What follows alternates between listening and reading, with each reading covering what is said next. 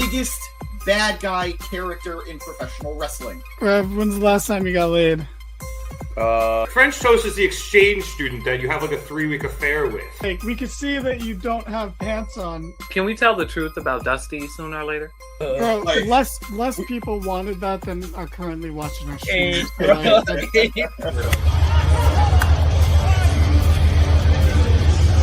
And you know Vince, and you still think, are these true? It's like... Welcome to the Mark It Down podcast.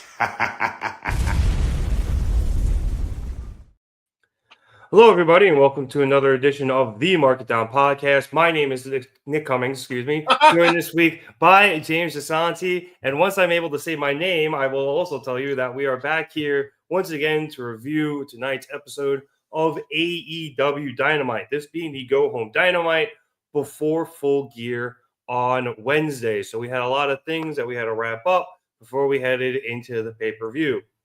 We started off the show with a 8-man tag team match that saw Will Ospreay, Powerhouse Hobbs, Mark Davis, and Ricochet all team up to face off against the Don Callis family. This consisting of Konosuke Takeshita, Lance Archer, Brian Cage, and Kyle Fletcher. We had the faces come into the ring first, but then as the family made their entrance and they all had their poses, the faces all just kind of decided that it was at that point that they should try to jump the Don Callis family instead of, maybe before they were ready. But they went to the top of the ramp anyway, and the brawl began, and it all ended with a bunch of guys strewn about the ring and Takeshita and Davis in the ring to start the match. As things progressed, and right before we got to the picture-in-picture commercial break, we actually saw Powerhouse Hobbs get his surgically repaired knee slammed in between the ring post and the steps, and he was forced to go to the back with the trainers. Eventually, a little bit later, after Ricochet and Davis are taken out on the outside, it is, of course, Powerhouse Hobbs making his brave and triumphant return to the ring, and he hobbled back down to get the hot tag from Will Ospreay, taking it to the entire Don Callis family, and capping all of that off with a great power slam to Lance Archer. As we say hello to You Know It. Welcome back, dude. I saw earlier that you're having internet issues last week. Glad you got able to fix that. Anyway, after the power slam to Archer, Hobbs then tags in Mark Davis, and he comes in and hits a gut-wrench pile driver onto Takeshita, who is the other legal man, and goes to the pinfall. However, Fletcher breaks that up, leading to the two former partners getting in each other's faces, and eventually Davis taking down Fletcher with a double leg and raining in some right hands. Takeshita then recovers and comes back over to break that up, and then that led to the absolute melee that is everybody hitting a huge move. I will say I do like the fact that it's not all of their finishers. It's just a lot of hard-hitting moves that take everybody out. The finisher fests kind of get a little annoying. But this ends up with Ospreay and Fletcher squaring off with each other one-on-one as everybody else is down. The two counter each other a lot, mostly ducking kicks and strikes before Fletcher eventually lands a kick and hits the ropes, but Ospreay catches him and hits a Spanish fly. Ospreay then lined up and attempted to hit the hidden blade, but Fletcher pulled an already staggered Davis in front of him, and Ospreay hits Davis, with the friendly fire, just absolutely obliterating Davis. And then Fletcher sends a surprise Ospreay to the outside, where he hits him with a tope suicida. Back in the ring, the legal man Takeshita has once again recovered, and he came in and hit his knee strike to just an unconscious Davis at this point and finished him off to get the win. So, James, this is one of those matches where it's just too much in the talent, too much talent in the ring for it to be bad. It was fun. It was an 8-man tag. It's everything you expected out of an 8-man tag. I think the right people won here. I liked that the finish was Ospreay hitting Davis, because I think that kind of lends itself to the idea, or at least, the idea that maybe Davis will turn on Ospreay and join Fletcher and the family, even though he did go after Fletcher in the match. And then you have the only title holder in the entire match end up getting the pinfall. So I like the finish. I like who got the finish. And I thought everything was very well done here, setting up for all of those matches that are coming up on Saturday. You hit, I think, almost every nail on the head there. I completely agree with you, but bravo. Except my name. It's okay. It's the recovery. You know, it's not how you start, it's how you finish. Nick. Okay. Pam. Pan. You think Pam or Pan?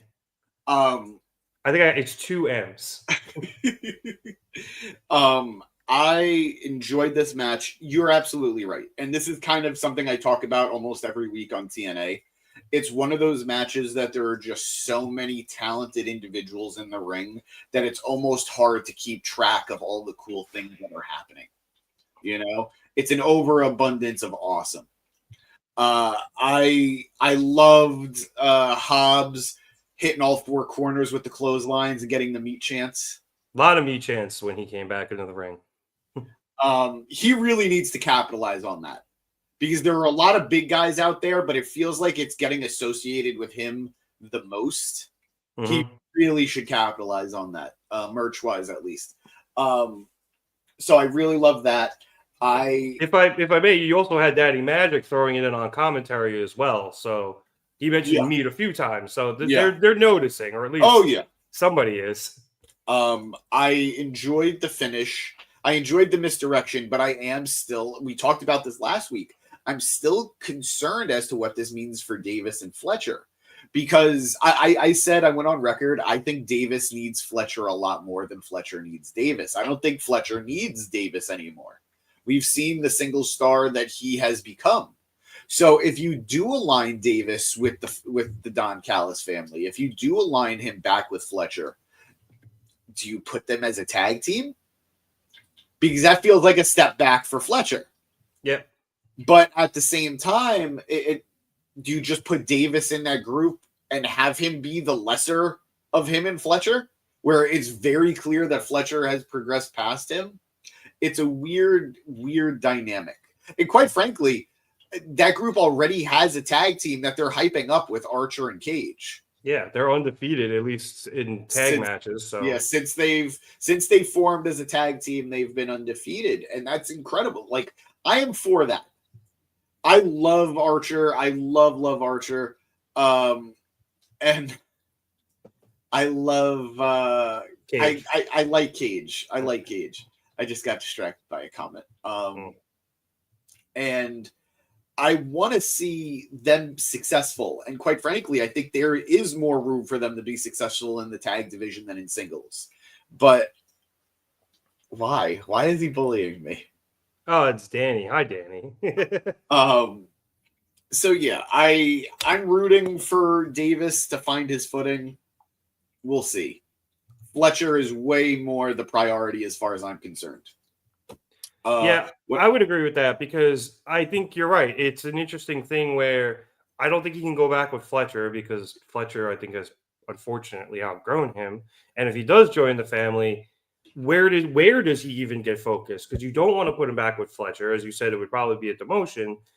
And then he just kind of ends up floating within the family. Like, that would be weird. At the same time, if you leave him with Ospreay, where does he end up there? Like, is he just going to be Will's friend? Yeah. You know, he needs to find his own footing singles wise, and Will's friend is only going to get him so far. So, yeah, like Danny said, what's going to be Davis's focus once all of this ends, which I imagine will be shortly. So it's going to be a little rough for him starting out, but I think once he finds something, he'll probably hopefully be okay. Yeah. And just to touch on a point that you brought up, that again, I think you nailed it. I love that it wasn't a finisher fest. It was a big move fest.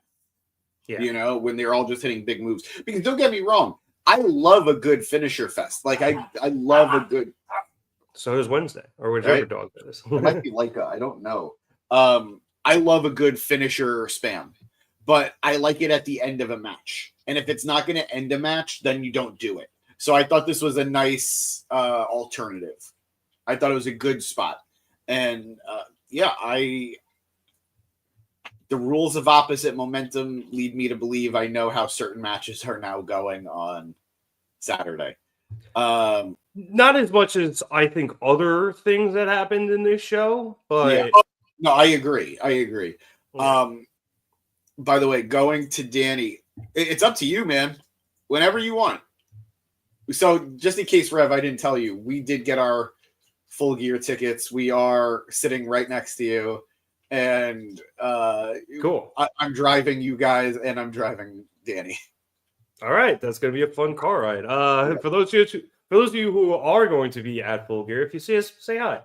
But yeah, we'll wear shirts that we haven't made yet. But I'll be the guy in the flat brim baseball cap. Jersey? No way. Probably not a jersey. I'll probably end up wearing the oh my god, main events sweatshirt I usually end up wearing. Nice. I am wearing. Yeah, I'll let you guys find out. But great way to start the show. Yeah, very, very high energy match. The crowd really got into it. Obviously, a lot of big stars in this match as well.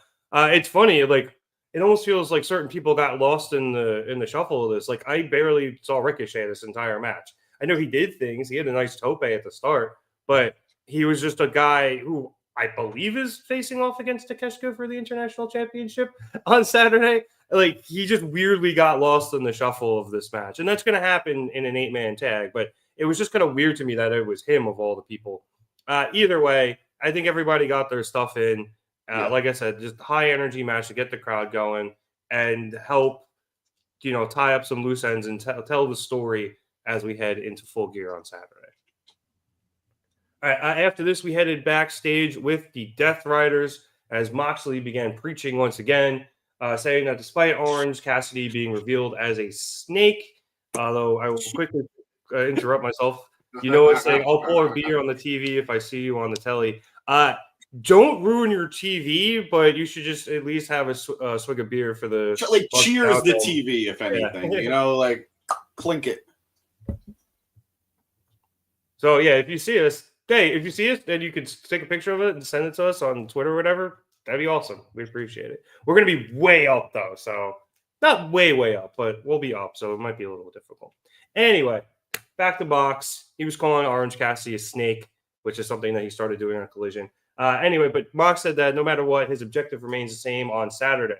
No matter if Orange is a borderline sociopath like he suspects, or actually a really good guy, it doesn't matter. When the AEW Championship is on the line, that makes Orange a threat to Mox's people, and he will destroy him. Claudio then stepped in, calling out Darby, I believe originally in German, sounded like, or some Germanic language, before saying that tonight he is going to end Darby. We then quickly cut to Darby Allin backstage as he arrived at Dynamite, it looked like, and he started off by reminding Claudio that he's the one who wrapped a chair around Bryan Danielson's neck and pulled the trigger to end his career. Darby says that all of the Death Riders will have their day, and today is Claudio's. So, James, I thought it was really cool they let Claudio speak something other than English. Feels like the first time in a long time I've heard him do that, and I think it's a nice thing that they've been doing it with Marina, and now they've done it with Claudio, and it made him seem so much more badass. It's not so one. Yes, it was badass, but more than anything, it felt like he was angry, and I love that because whenever we deal with Claudio, he always seems so composed. His promos are always so methodical. And it's because he's thinking about what he's saying in one of his 5 or 6 languages. So the fact that he just blurted something out in a different language tells me as the viewer he's angry and he's passionate and he's coming undone a little bit. I think that's great. I really like that dynamic. And yeah, to your point, I think the last time we heard him speak a different language was when he was Cesaro. Yeah, I was going to say probably in WWE when they were trying to promote the fact that he was smart and multilingual. But we all know Vince and that bucktooth idiot didn't really care for people speaking other languages. So they didn't really do that too much. Yeah. So I am. It pains me because I love the BCC. I really do. Death Riders. But no, I know what I'm saying. Oh. I love the BCC, but the Death Riders, they're fucking cool too. They're vicious bad guys, and I like that. Yeah, the BCC was always kind of straddling the line between both. Like, they were vicious, but they weren't always necessarily bad guys. It really kind of depended on who they were facing. And even then, they held a certain level of respect to people that can, actually wrestle with them. Death Riders don't give a fuck. They just want to kill everybody. Yep. And it creates a much more interesting dynamic because they're so vicious and they lack a moral conscience. All they want to do is achieve their goal, whatever that cryptic goal may be, which I guess is just the power of AEW via the World Championship, which we still haven't seen since Moxley won it, weirdly enough. So I'm standing by. As much as I'm going to hate it, I think we're getting a new title. I love the AEW world title. I think it is the most beautiful world title today. I think we're getting a new one. I think that's the only real reason why it spent so much time off TV. Man, I hope not. I hope I'm wrong. I hope I'm wrong, but I just got this weird inkling. Yeah, I really like the title, the current title, and it's the only title they've had. But yeah, so I would really hate for them to change it. Why mess with perfection besides money? Well, there's your answer. The answer to all your questions is money. I understand the notion of updating things and trying to be what's the word? Current, I guess. But it's not that old a belt. It's been 5 years. I think you could spend realistically at least another 3 to 4 years with it without it feeling outdated. Yeah, and that's a timeless looking belt too. I don't think it would ever feel outdated. You can have that from anywhere. It's weird kind of saying the 90s because they had much smaller belts back then and they were a little less extravagant. Yeah. But I've seen some of the Japanese belts from back then and it probably fit a little bit more over there than it would in, say, old WWF or WCW.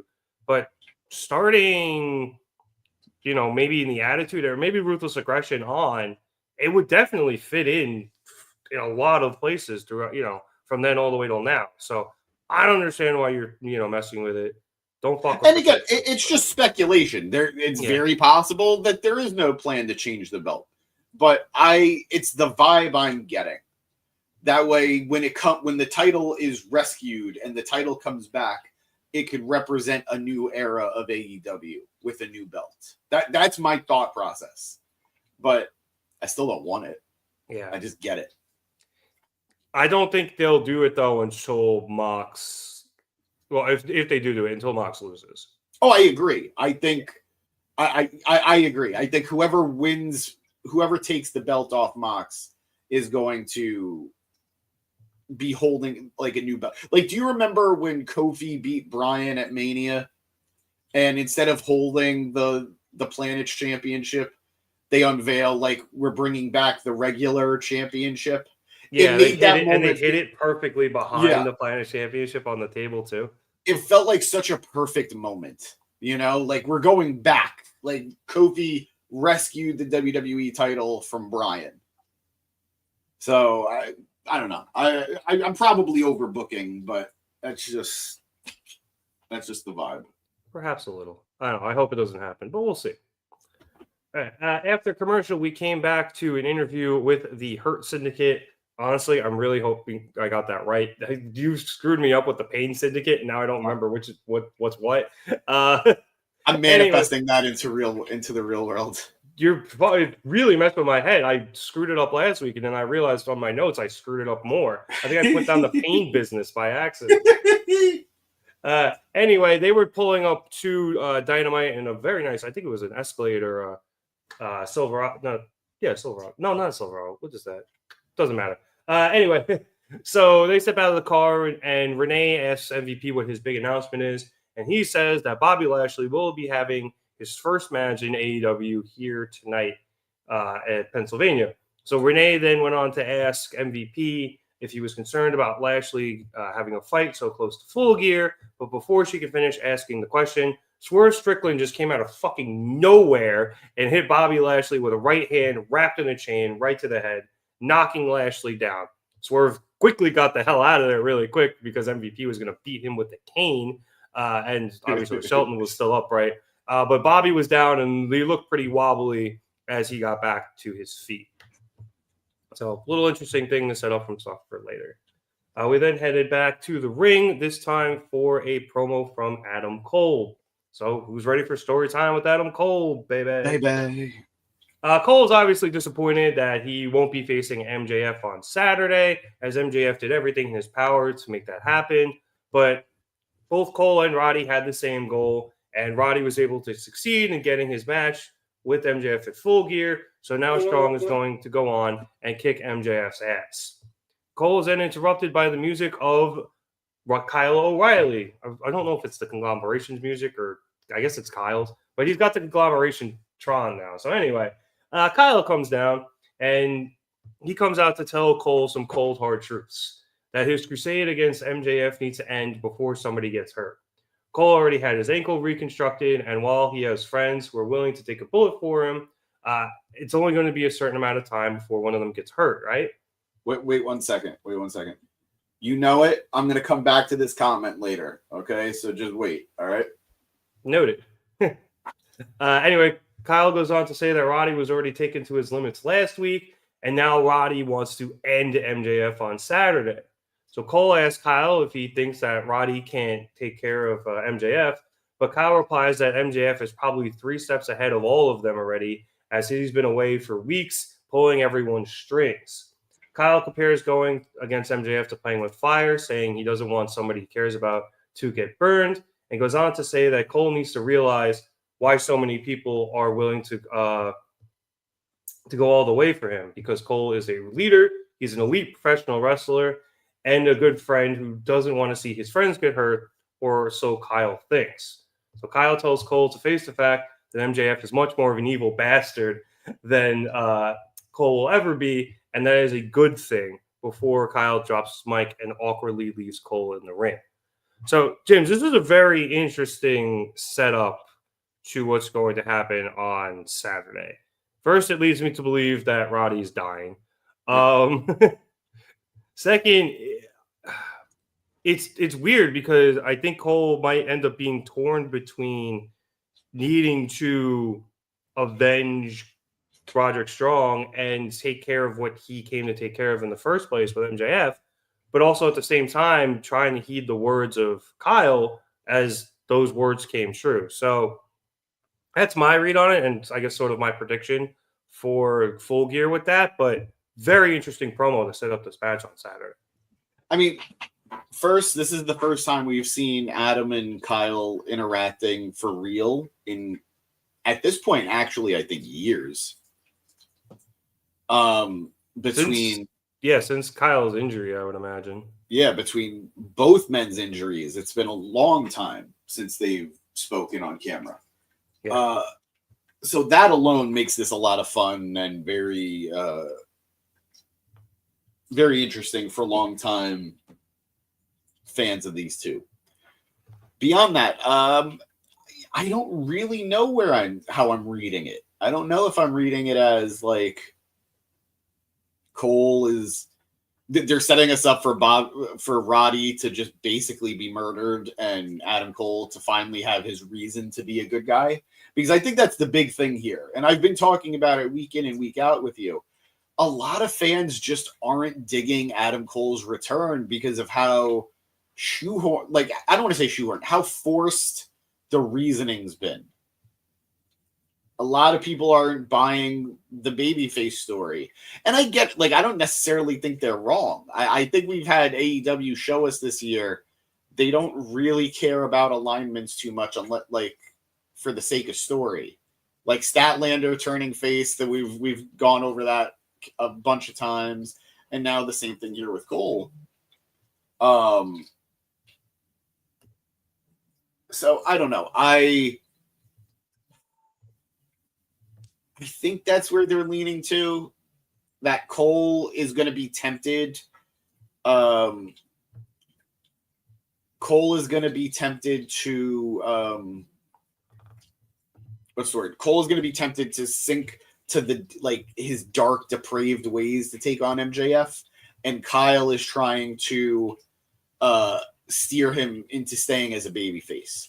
The only thing I wasn't crazy about with this promo was Kyle mentioning there's so many guys back there who are willing to fight for him because he's this great leader, this great guy. And it's like, first of all, who's fighting for him? Because I haven't seen that. And second of all, he's mostly been a dick throughout his AEW time. Like, there's been brief points of him being a good guy, but for the most part, he's been an asshole. Yeah. He's been the heel. So it didn't feel real when he said that. It felt very like, okay, sure.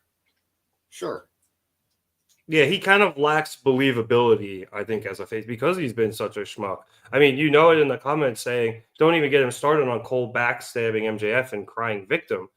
I think that's the mentality of a lot of people here. Just Cole was out for so long that MJF eventually had a, flip back heel, and then Cole comes back, and it's very clearly MJF should be the one getting revenge on Cole, but it's hard to bring a guy back heel, especially one so popular as Cole, because that first time when Cole came back briefly just to square off with MJF, and then I think MJF gave him the brain buster. Like, Cole got a huge pop. I forget who took out who in that short little instance there. I think it was MJF taking out Cole, and MJF was still face, but it clearly changed since then. And as you mentioned, I think you're right, they're shoehorning it.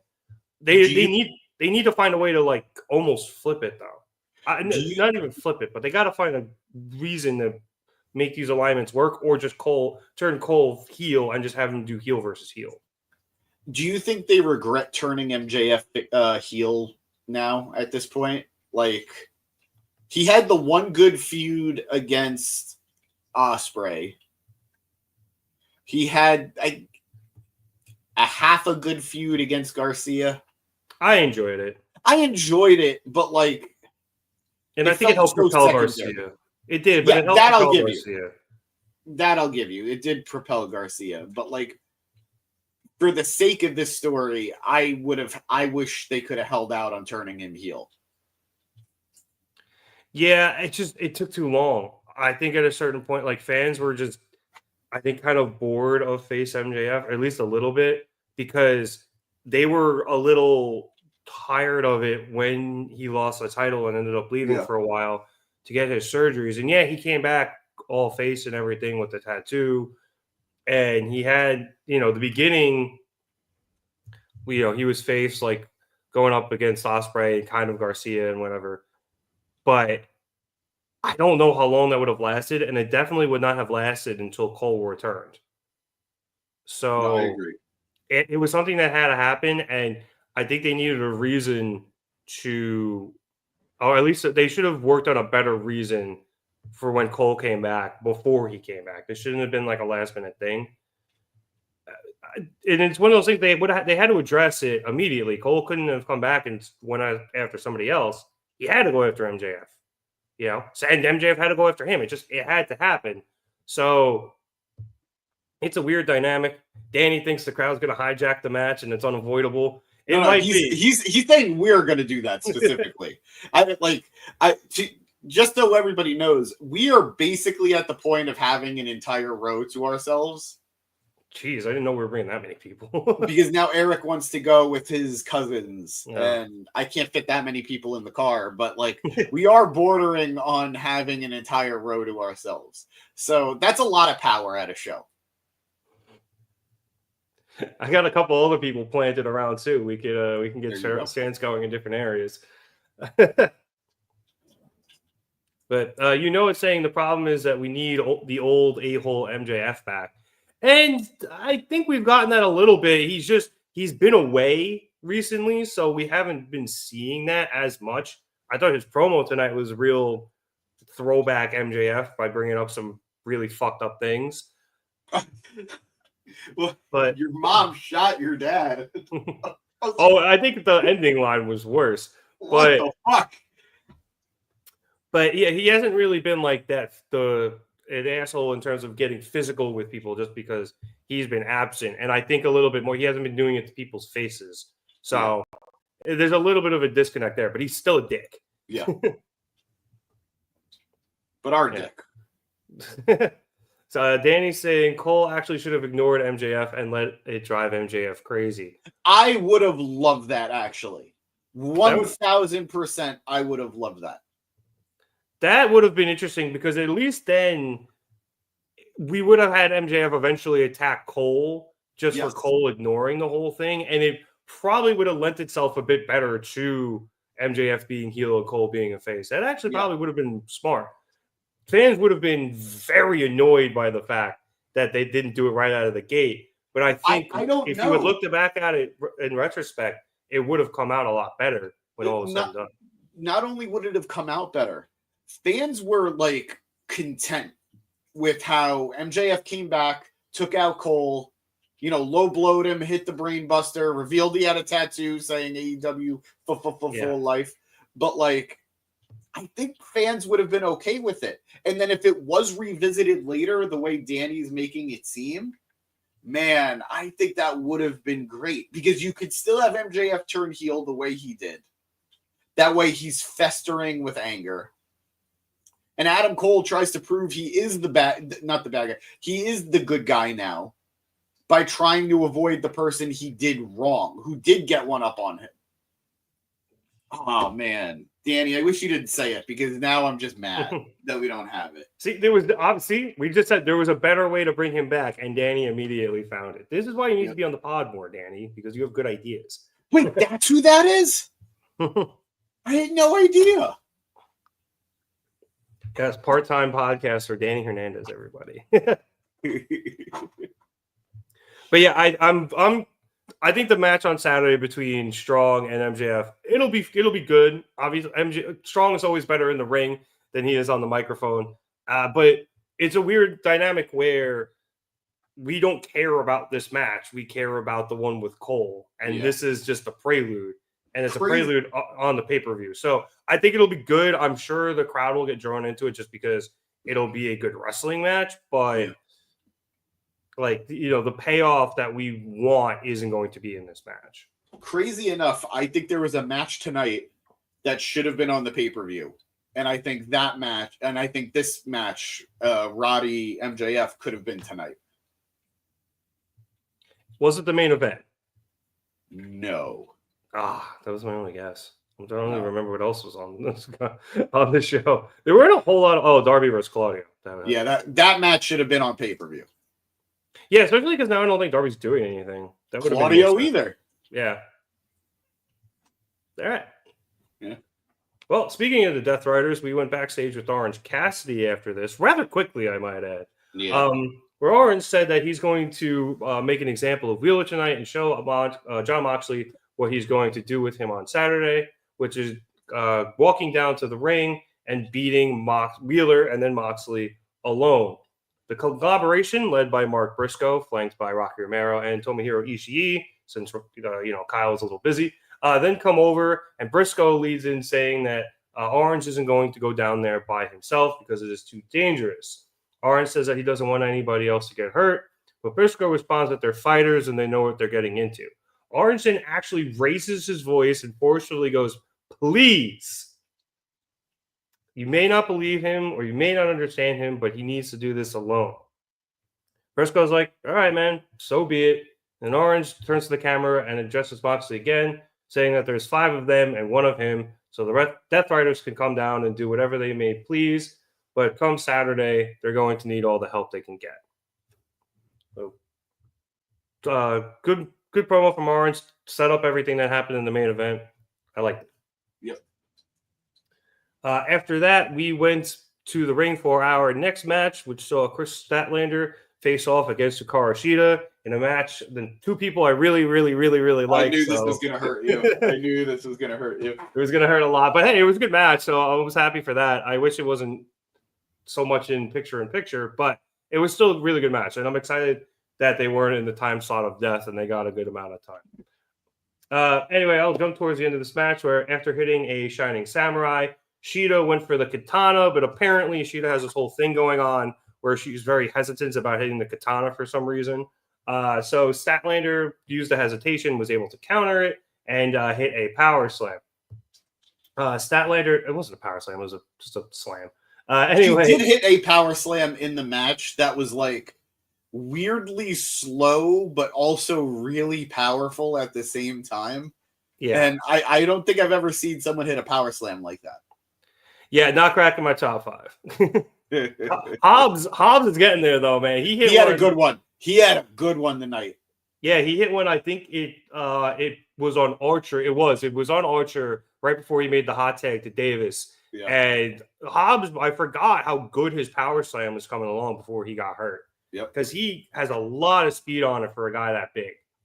So, love me a power slam.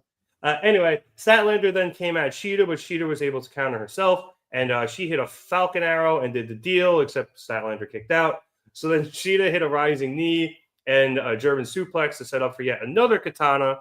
But again, the hesitation, and again, Statlander is able to counter. And this time, Stat counters into a Wednesday Night Fever, hitting that to pick up the win against Shida. After the match, as Kris is helping Shida up, Mercedes Moné then comes out with Camille to talk some shit. And she starts by talking shit about the 76ers, who are fucking terrible. They're like 2-11. And, jokes about how they're terrible and that how her Sixers had just gotten another incredible win last night. For those of you who don't watch basketball, they beat the undefeated Cavaliers, but, I mean, they're also the defending champs, so it wasn't like an upset or anything. Mercedes then compliments Statlander on getting an incredible win herself tonight, and then gives a fun fact. Mercedes has now held the TBS championship longer than Statlander. So Mercedes says that's why she's not going to lose on Saturday, saying she's the greatest TBS champion of all time, and she'll continue to be so for a very long time. The crowd then starts chanting, "Shut the fuck up" at her. So Mercedes gets all upset and demands that Camille... Great job by Mercedes using the crowds to her advantage here to get all upset. And demand that Camille go into the ring to take out Statlander and Shida, who's still there. Mostly Statlander. And Camille, who's still in the sling, is like, the hell? And she kind of tepidly goes into the ring, and she stands between Statlander and Shida and looks at them, and then looks back at Mercedes like, are you serious? Mercedes is like, take her out. So Camille's like, all right. And throws a right hand, and Statlander easily counters it. I think it was a left hand because her right arm's in the sling, or her left arm's in the sling? Left arm's in the sling. So okay, she threw the right hand. Stat counters, blocks it, nails Camille with a right hand of her own, and then Camille falls over to Shida, who hits it with a question mark kick, and then Camille goes back to Statlander, who corrals her and throws her through the ropes that Shida is holding open, and Camille lands on that bad shoulder. Mercedes then tries to use this to sneak attack Statlander and hit her with a backstabber, but Statlander is able to hang onto the ropes and power through the attempt, muscling up Mercedes into a Wednesday Night Fever, and laid the champ lying as they head into their match at Full Gear. So, James, this is the law of opposite momentum. Yes, 100%. But a good match out of Statlander and Shida. I didn't know Shida was having this whole storyline. I know I like her, but I assume it was happening on Collision or Rampage. But this whole storyline with the katana and the hesitation, I think they started kind of building that during the Mercedes match, because I think they mentioned she's been hesitating a bit since she ended up not winning the title. So that's annoying. But other than that, the match was good, and I do think that everything that happened after was good to build to the match. And I guess continue to build to this split between Mercedes and Camille as we speed run that all the way to its closure. I agree. One speed run is exactly it. But it also just makes Camille look like an idiot. Yeah.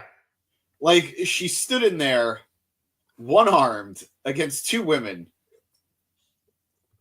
And I don't want to say she didn't hesitate, because it's not like she had some pep in her step to do it. But she never really questioned Mercedes either. Not really. She gave her a look like, really? And Mercedes was like, yes, really. And it's like, all right. But yeah, she hesitated, but she never like questioned it. Yeah. So he was more like, motherfucker, you really gonna make me do this? I know it's not gonna work. Yeah. It's like when your boss orders you to do something you know is gonna fail, and it's just like almost malicious compliance. It's like, I'm gonna do it, but it's not gonna work. And I'm not gonna be happy about it. Yeah. But then hopefully, at least in this case, the boss got the comeuppance. So as somebody who was constantly fantasy booking AEW getting women's tag team titles, I think all I'm realizing is that I would really like to see Camille and Statlander as a tag team. that'd be a powerhouse ass tag team. That'd be really good. Give me my muscle mommy tag team, and I'll be happy. I'm not bonked. I didn't do anything wrong. No, we just learned a lot about James there, kids. But I'm sorry. I watched that Futurama episode. Snoo doesn't seem like the worst thing.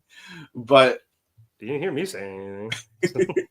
I enjoyed the matchup. It's always good to see Shida on TV. You know, like it's always good to see her on Dynamite and not just Rampage or Collision.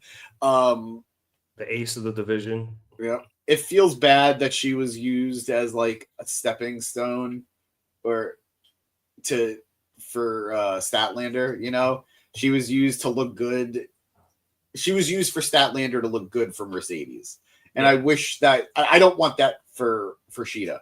I think she's better than that. But that said, it is still a big win for a Stat. Yeah.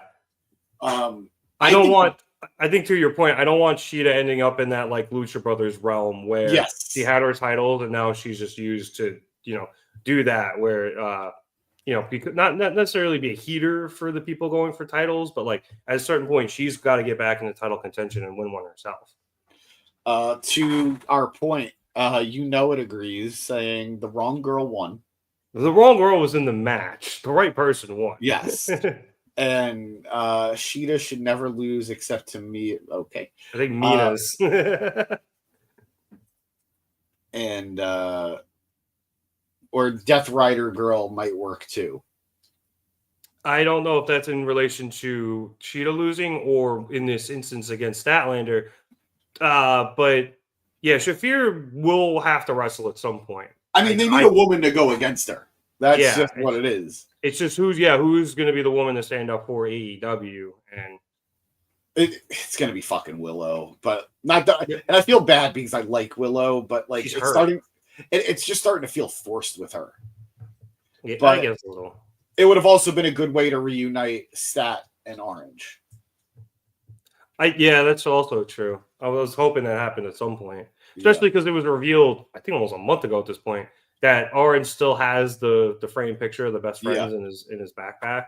Yeah. So, I think the most fun part of this entire match / segment was Mercedes repeatedly trying to hit the backbreaker on the Stat and just not being able to. Yeah, it's like either land on her or pull her back. I thought that was just fantastic. So good showing from the women tonight. All 4 women served their role very well in this one-on-one matchup. Yeah, and clarifying, he meant that Shafir should face off against Statlander, but I do think that when Shafir eventually does get in the ring, she's got to go on a win streak. I don't think you can have her in this spot right off the bat because she's a Death Rider. You got to keep that mystique about them. So at some point in the future, maybe, but I'm surprised Marina hasn't done anything yet. But like you said, they need to find a woman who's going to be good to go up against her and represent AEW like that. They could have, especially if they're trying to build wins for her, they could have put her against Layla Gray, who is with Top Flight. There are people that she could go against. Yeah. It's just they're not having her do it. I wonder why. I don't know. I mean, look, I like Marina a lot, and I do think she has gotten a lot better in the ring.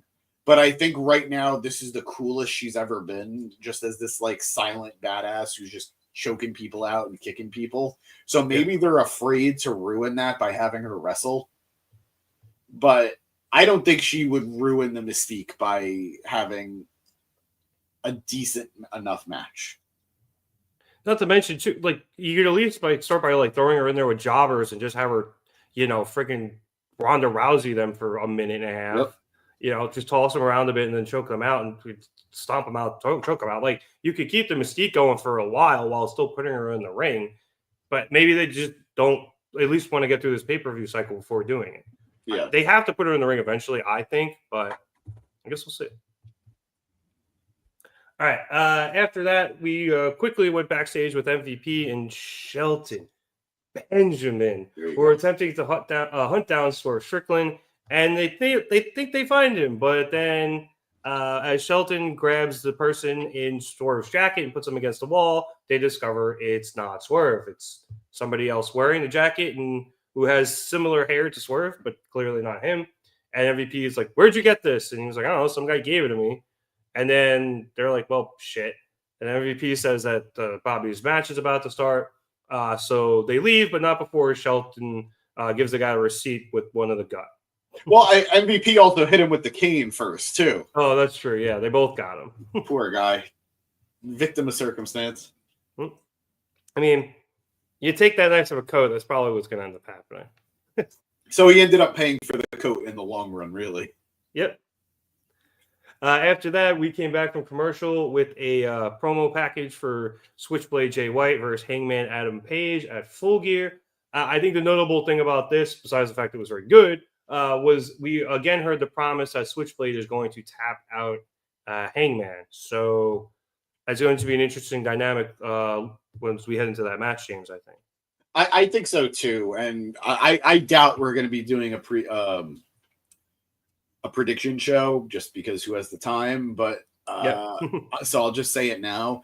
I think that's going to be his downfall for the match. I think he's going to be so focused on making him tap out that he's going to have an opportunity to pin him that he doesn't take, and that's where Hangman is able to capitalize and get the win in the long run, taking us to 50-50 in this feud.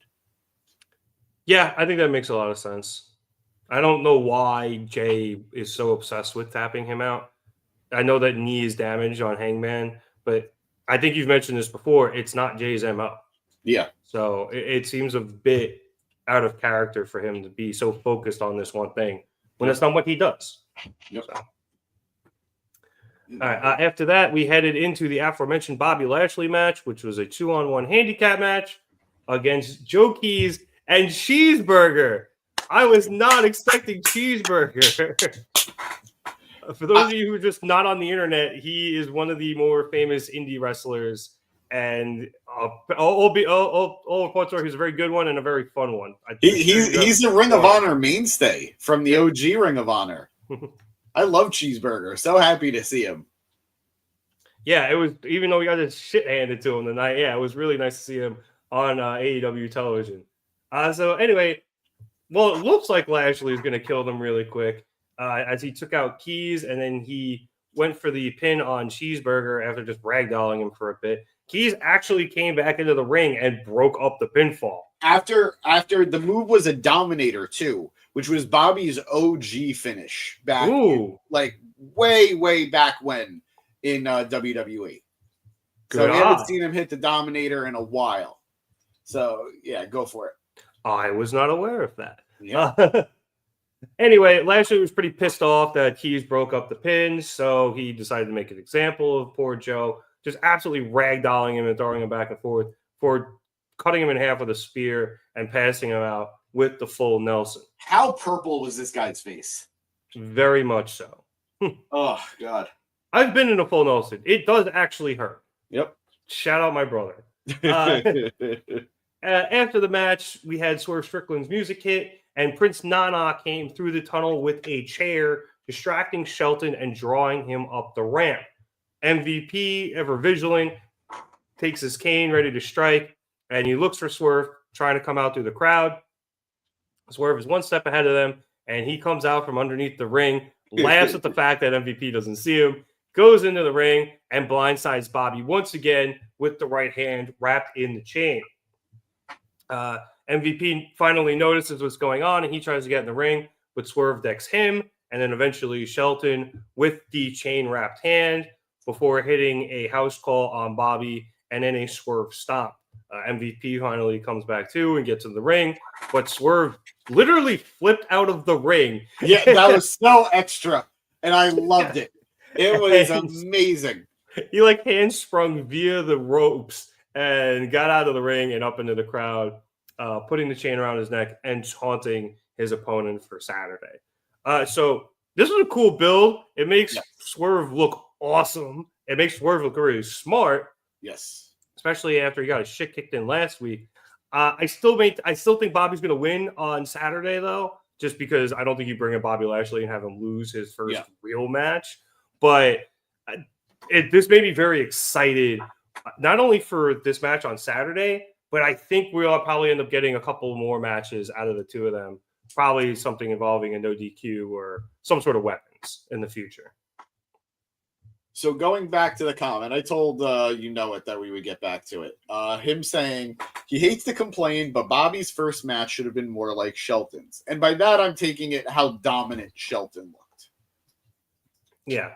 Because Shelton didn't face off against a couple of scrubs either. Like, Bobby looked, dominant, but it was against two guys, and A, and B, they were both jobbers. Yeah. All respect to Cheeseburger. But Shelton faced off against, was it Leo the first match? Yeah, Leo Rush for the first match. Right, and we talked about how good Leo is able to make people look while still having a real match. Yeah. So I would have preferred that. I understand why you maybe don't want to risk that right before the pay-per-view with your newly signed asset, but I think Bobby still looks strong here. I agree. If I'm going to be honest, I had missed the initial attack. I had to go back. And watch it. What? In the parking lot. Yeah, I had missed when Swerve had attacked him with the chain earlier in the night. So I was expecting a more dominant showing from Bobby when I was watching. But the chain attack sold it. That they wanted there to be, I guess, some level of concussion. Wow. Yes. Some level of, okay, Swerve did get to him. And Bobby was no less dominant in this matchup. But he didn't look like it. He looked like there had been something shaken loose in him. And I think that was a good way to go. Like his brain. Right, I'm really trying to avoid CTE with him right now, okay? So I thought it was the right way to do it if you want him to have a first matchup. You could argue you just want him to be straight up dominant, but really what's important here, not just Bobby, is Swerve. Swerve is going to lose on Saturday. Sorry, I don't think there's any way he beats Bobby. It would be shocking if he does. But with Swerve losing on Saturday, I think that's 3 major pay-per-view losses in a row. He lost to Brian, he lost to Hangman, and he's going to lose to Bobby. Right. So you need him to look tough. And tonight made him look amazing. He looked smart. He looked vicious. He looked dangerous. And that's what you want from a former world champion. So and I think from Swerve's character, sorry to interrupt you. Those are 3 qualities you really want from that guy in particular. Absolutely. So I needed Swerve to have a major victory tonight before suffering another major loss on Saturday. So if that means that Bobby didn't look like he couldn't take a hit tonight in this match, so be it. Because he still destroyed them. He hit all of his big moves. He brought back the Dominator. He hit his massive spine buster, like one-handed spine buster. He hit the spear, and he made Keys pass out to the full Nelson. You can't get much more dominant than that. They didn't really get offense in. He just didn't squash them in 2 seconds. Yeah. So I'm content with how all of this played out. Swerve looked great. Bobby looked great. I love Shelton throughout the night. Like we talked about, attacking the guy in the coat, everything. Just great stuff. And I think this is going to come down to somebody else joining the Hurt Syndicate on Saturday, being the shock factor for how Swerve is going to lose. That'd be cool. I'm here for it. I'm curious to see who it is. We've been discussing possible options for a while on the pod. Don't think it's going to be Hobbs. He's kind of caught up in shit. But there's definitely going to be some there's some other possibilities that I think are very interesting that we've talked about. Yep. Saying that maybe last week would have been better for Bobby's first match, as this week is more about selling the pay-per-view. Maybe, I think if it was just his first match, I would agree. But with James laying out how it played into the storyline, I think it did work better tonight, personally. Yeah, I agree. Yeah, unless you wanted to have a match like Shelton had last week with Bobby, and then have Bobby do this week, and Swerve get one over on him. Maybe you could do that, but it's like this wasn't really about letting Bobby shine, and it was and it wasn't. Bobby obviously looked very dominant, but this was more of an opportunity to give, as James said, Swerve a big win before his more than likely inevitable loss on Saturday. Yep. All right, let's keep things rolling here as we went again backstage to Renee Paquette, who was with the AEW Women's World Champion Mariah May, and Mina Shirakawa, who's back, and I'm very excited. So Renee asked Mariah about her champagne celebration that she'll finally be having this weekend, and Mariah says that there's no champion who's ever deserved one more than her, calling her rise meteoric and saying her reign will be historic. Good rhyme there. She then says that in her division, you either hold the title or you die. Mina then kind of interrupts. She's like, okay, girl, chill. Saying that Mariah has been working very hard and Mina has come over to tell her how proud she is. So Mina's going to give her a celebration that she will never forget. God, I can't believe I have to read this. Mariah then says that the H-Cupped Angel and the Woman for Hell will turn Rampage into Grampage. And then Mina starts singing her music and they start doing their dance, and Renee is pretty flabbergasted like she was last week when Harley Cameron and Mina did it. And James, you're going to get us demonetized. There's nothing, what's the word? There's nothing unsavory about my dancing. Sure, bud. Put on the polls. James is dancing unsavory. But it's saying Mia's going to be the new champ. Book it. So there's been a lot of conjecture over Mina's contract status with Stardom. A lot of people don't know when it ends, first of all. And a lot of people have been speculating that she will be going to AEW when her contract does finish. I don't know. It'd be nice to have Mina full-time, but I don't know when her contract ends. I don't think it's for a little while, but we'll see. We'll see. Isn't she also like 40 something? Like she's way older than she's not that. She's like mid to late 30s. I think she's like 36. She might even be older than that. It's Mina Shirakawa. Nailed it. But her birthday's in December, so she'll be 37. Okay. I don't know why I thought she was older than that. But either way, she still looks great. Yeah. We lost you known as a subscriber because you're a dance. Thanks, James. Lost our most loyal subscriber because you just had a shake in front of the camera. You got to accept me at my best and my worst. You know it. Okay. We're gonna be bonking a lot on Saturday, right? Well, Mariah, does she currently have a match scheduled for Saturday? They're wrestling on Friday, but the champagne celebration is on Saturday. Yeah. Okay. So I was a little confused because they're like, oh, it's going to be on Rampage and like Collision. I don't know if they're doing the combo show on Friday. Yeah, considering what is happening to Collision considering the pay-per-views on Saturday? The last few times I think they've just run Collision straight into Rampage as a 3-hour show. Okay. I mean, there's not much else on TBS on Fridays. So we got on TNT on Fridays because there's no NBA. That's Thursdays for Turner. So we got to get there early on Saturday then. For what? Collision, or is that taped? No, that's going to be on. No, they're just going to run both on Friday. Oh, like 3 hours. All right. I'm sorry. When you said just run it straight into. I thought you meant Collision into the pay-per-view. No, I think last time what they did was Collision was at 8 on Friday, and then it just ran straight into Rampage starting at 10. Gotcha. If I remember correctly, the Collision main event spilled into Rampage, and I think and they had to cut a couple of things, I'm pretty sure. I inexplicably watched that live. I don't remember why. So I think that's what they're going to do. That's why I was very confused. Like, is it on Collision? Is it on Rampage? Is it on the pay-per-view? Or I know. So I think their match is Friday, whatever. I guess it's on Rampage. And then I guess the Champagne Celebration's on Saturday. Although, respectfully, out of all of the places that Mariah has declined to have the Champagne Celebration in, you can have it in Jersey? Hey, we're really? There. We're going to be there for it, okay? I know, but it's Jersey. Buddy, I don't care the location.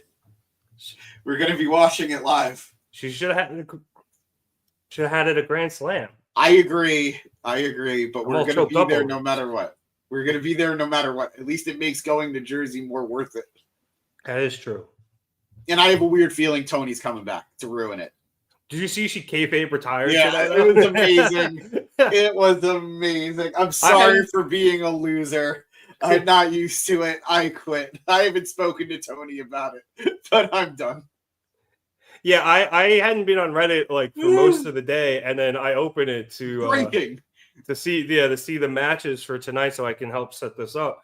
And I'm just like, it's just top thing. Tony Storm retires, and I'm like, what the fuck? And then I went in the comments, and thank God, one of the mods pinned, "It's in kayfabe." Everyone relaxed. I was like, oh, thank God. But yeah, and I agree. Mina is gonna not backstab her, but I definitely think that Tony will show up via some sort of Mina doing. I don't know, for lack of a better phrase. Mina will facilitate Tony storming up, and then Tony and Mina will have a champagne celebration while Mariah, cries in the corner. I can work with that. I can work with all that. With the shoe. Chin down. Tits back. Don't watch for the shoe. Yeah. Something like that. I didn't read the full quotes, but I saw that one. Toni Storm is just a fucking treasure. She's a gift. She really is. Yeah. All right, so now that we've all gotten out of the way, the thing we're actually most excited for on Saturday, let's move to the match that James thinks should have been on Saturday, which saw Darby Allin face off against Claudio Castagnoli. Yep. Claudio was dominant in this match, so I will jump towards the end here, where Darby was able to counter a power bomb, which Claudio had him up really high for, with a code red, and then Claudio was able to kick out of that, and both men eventually were down from that. As they got to their feet, Claudio was the one who was somehow less affected, and he came out firing, sending Darby into the corner and laying a body shot after body shot till the referee pulled him off.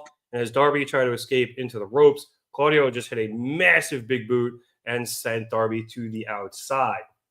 Claudio then jumped down, and everyone was like, what's he going to do? And Claudio started doing the giant swing on the floor. But after only a couple of rotations, he slammed Darby into the steel steps. It was great. It was so good. Darby is a madman. Claudio then went over to the announce desk and yelled something at them, and they were like, oh, he yelled something at us. What did he say? And then Excalibur was like, I think he said get out of the way, as Claudio had taken Darby and just flung him over the announce desk, knocking everyone off the air except Shivani.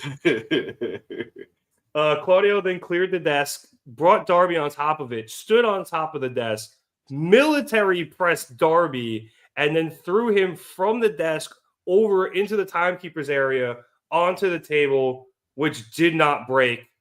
I am the table. Claudio then returned to the ring and got the ref to start counting, and Darby somehow made it back before the 10 count, and he crawled into the ring. And because of that, Claudio decided to just take his head off and decapitated him with a lariat for the win. So, James, I know you wanted this to be on pay-per-view, but Claudio kicked the shit out of him. And I'm quite frankly, I'm okay with that. Our heroes need to take some losses. They just do. And I think we're getting that. And that's fine. Like, I'm expecting to be really sad coming out of this pay-per-view. Yeah, we're still in Empire Strikes Back era. Yes, 1,000% yes. So I don't care if it's one match that makes me sad or if it's multiple matches that makes me sad. And if Saturday they had Claudio just obliterate Darby, Cool. Now, maybe you don't want to do that if you're building Darby up to actually be the guy to take the title off Mox, because I feel like that's where it's going. Maybe. But I would have been fine with this on Saturday. Lot of highlights.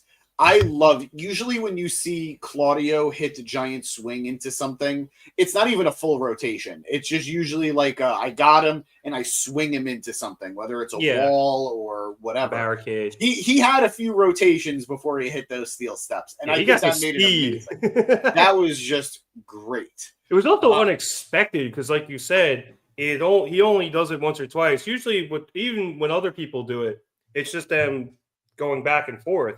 Yeah. He got up some torque and then put Darby into it, which was insane because Darby is a madman. There was a moment where they struggled and it could have been a botch, and it was a botch, but they turned it into something great, which was that sunset flip pin attempt by Darby in the ring where Claudio was supposed to power bomb him, but they didn't get the timing right. They didn't get the momentum right. And Claudio really didn't have his footing. And then Claudio deadlifts him off the ground. Yeah, that was the code red, right? No. Yeah, I think it was. This is a different spot than the code red one? So, I mean, the move itself looks like a code red, so maybe that's what you're thinking. But it's not really a code red because, like, it's like... Excalibur called it a code red. Well, unless there might have been multiple spots where they attempted this. It might have been a power bomb into a sunset flip and a power bomb into a code red later. Yeah, and then he turns it into that flip, into that pin, and it was just beautiful. Both men took something that could have been a real bad botch and turned it into a fun, cool moment on both of their ends. So bravo to that. I think Shivani did a good job being like, look at the body control of Darby. Like we always say, he just ends up throwing himself around, but like, be able to do that. And Shivani also said something else along those lines late at some point in the match, saying, we know Darby as the guy who just throws his body into stuff, but he's showing us he's so much more than that right now. Yeah. And I love that. Even though he constantly got thrown into stuff in this match. But he didn't throw himself as much. That's the difference. Good showing from both of these guys. Again, it showed the heart of Darby coming in at that 9 count, and it didn't feel like a forced one. You know, like we've all rolled our eyes at the 9 count that turns into like the whoa, he made it at 9. Like we've all been there and just see how cheesy and how unrealistic it can be sometimes. This felt like a good one, and then it still led to the finish with Claudio just decapitating him with that lariat. Yeah. So good work from both of those guys. I noticed the botch they communicated and fixed it well. Yeah, you know it. Absolutely. Absolutely. And that shows the level of professionalism between these two guys. And there were some fun moments earlier in the match, too, where you're seeing... I don't want to rip into another wrestler, but I unfortunately I'm going to have to. Like, there was some fun flippy stuff in this match that didn't feel super choreographed, and it felt like the big guy doing everything he can to try and catch the little bouncy guy. And it's what separates a Darby match from like a Ricochet match, you know? Yeah. Like, it just looked like these guys, like they were playing cat and mouse here as opposed to dancing, which is sometimes what it feels like with Ricochet. Yeah. So excellent showing from all these guys. I'm going to be shocked if Darby doesn't show up on Saturday in some capacity, because you know Claudio's going to. He's going to be there with Mox. Yeah. For Mox. So maybe Darby shows up in the main event too. But great matchup. Match of the night for me. I think if he shows up, considering the fact that Orange really wants to do this by himself, and as we saw later, it seems like everyone's going to respect that. Yeah. Maybe after the main event, because Orange is going to die. Yeah. And I know I said that about Roddy, but like Orange is actually going to die, or at least get frozen in carbonite. So I think there's going to be a grand save attempt at the end, and I'm sure Darby will be involved in that. But I could also see the heels just laying everybody out to end the show. Yeah. So, but yeah, this was good. Quick, I guess, side note. I saw highlights of Walter versus Darby Allin on Reddit the other day. Yeah, Back to like Evolve. Darby won the match though. Yeah. But I think that kind of goes to your point of the cat and mouse versus the dancing, where you saw that in both the Walter match and now this one, where Darby is smart enough to be able to kind of do not like the bouncy things without it looking so choreographed. And I think part of that is just because he's so frantic. Yeah. He's always trying to do everything so quickly because he knows his strikes aren't hitting as hard and he has to get as many in as quickly as possible. Yep. So it creates something different where Ricochet is able to take a little more time and be a little more acrobatic because his strikes are a little bit harder because he's a bigger person. So, different strokes. Asking who we think is going to turn on Darby. Who's suspect number one? I don't know. No. He's saying, so who's turning on Orange? And he's saying Darby. Oh, Darby is suspect. Oh, I read that as Orange Darby. I read that as one name for some super. Maybe. I don't know. I think James has a point, and this is all, or at least our prediction here on the show, that Darby will eventually be the guy to take the title off Mox, but, who knows? Before getting cashed in on by Christian. Yeah, Tony Khan tends to have some stuff up his sleeve that he usually doesn't show in the beginning. He keeps his cards pretty close to the vest until things are ready to really play out. So we'll end up seeing what happens. All right, now I have to do this. Hooray. So we went backstage with Private Party. And Renee asked them about their strategy for Full Gear. And Zay joked around that they have a strategy, but they obviously can't reveal it. But it goes on to say that the odds are obviously stacked against them since it was a 4-way match for their titles and they don't have to be pinned or submitted to lose them. But the odds were stacked against them when they faced the Young Bucks and they still came out on the top. So they're not really worried and da-da-da-da-da.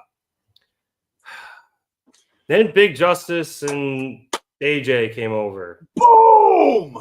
And after some teasing with some facial cues, AJ said that they would have a big announcement coming up after the break. I'll just handle all this now, even though the MJF promo was after this. So we came back from the break with AJ and Big Justice, and they hit their catchphrases, and then one of them announced that the Rizzler is going to be like the timekeeper or ring the bell. Or whatever. Whoa! And he's the Panther dressed in black. I just don't care. I'm giving your attitude a dome. Sure. Look, I say this all the time. Everything in wrestling isn't for everybody. This isn't for me. I will give AJ's the dad, right? I'll give him a lot of credit. Apparently, he's been very good backstage with everybody. He is a former wrestler, obviously. I think the whole reason he's facing QT Marshall is because I think he was like QT's first match or QT was his last match. It's something like that. But apparently he's been great for publicity. He talked about the match on Fallon, I think, the other day. Yep. So, I mean, credit to him for doing good business. It's not for me, Clive. I don't care.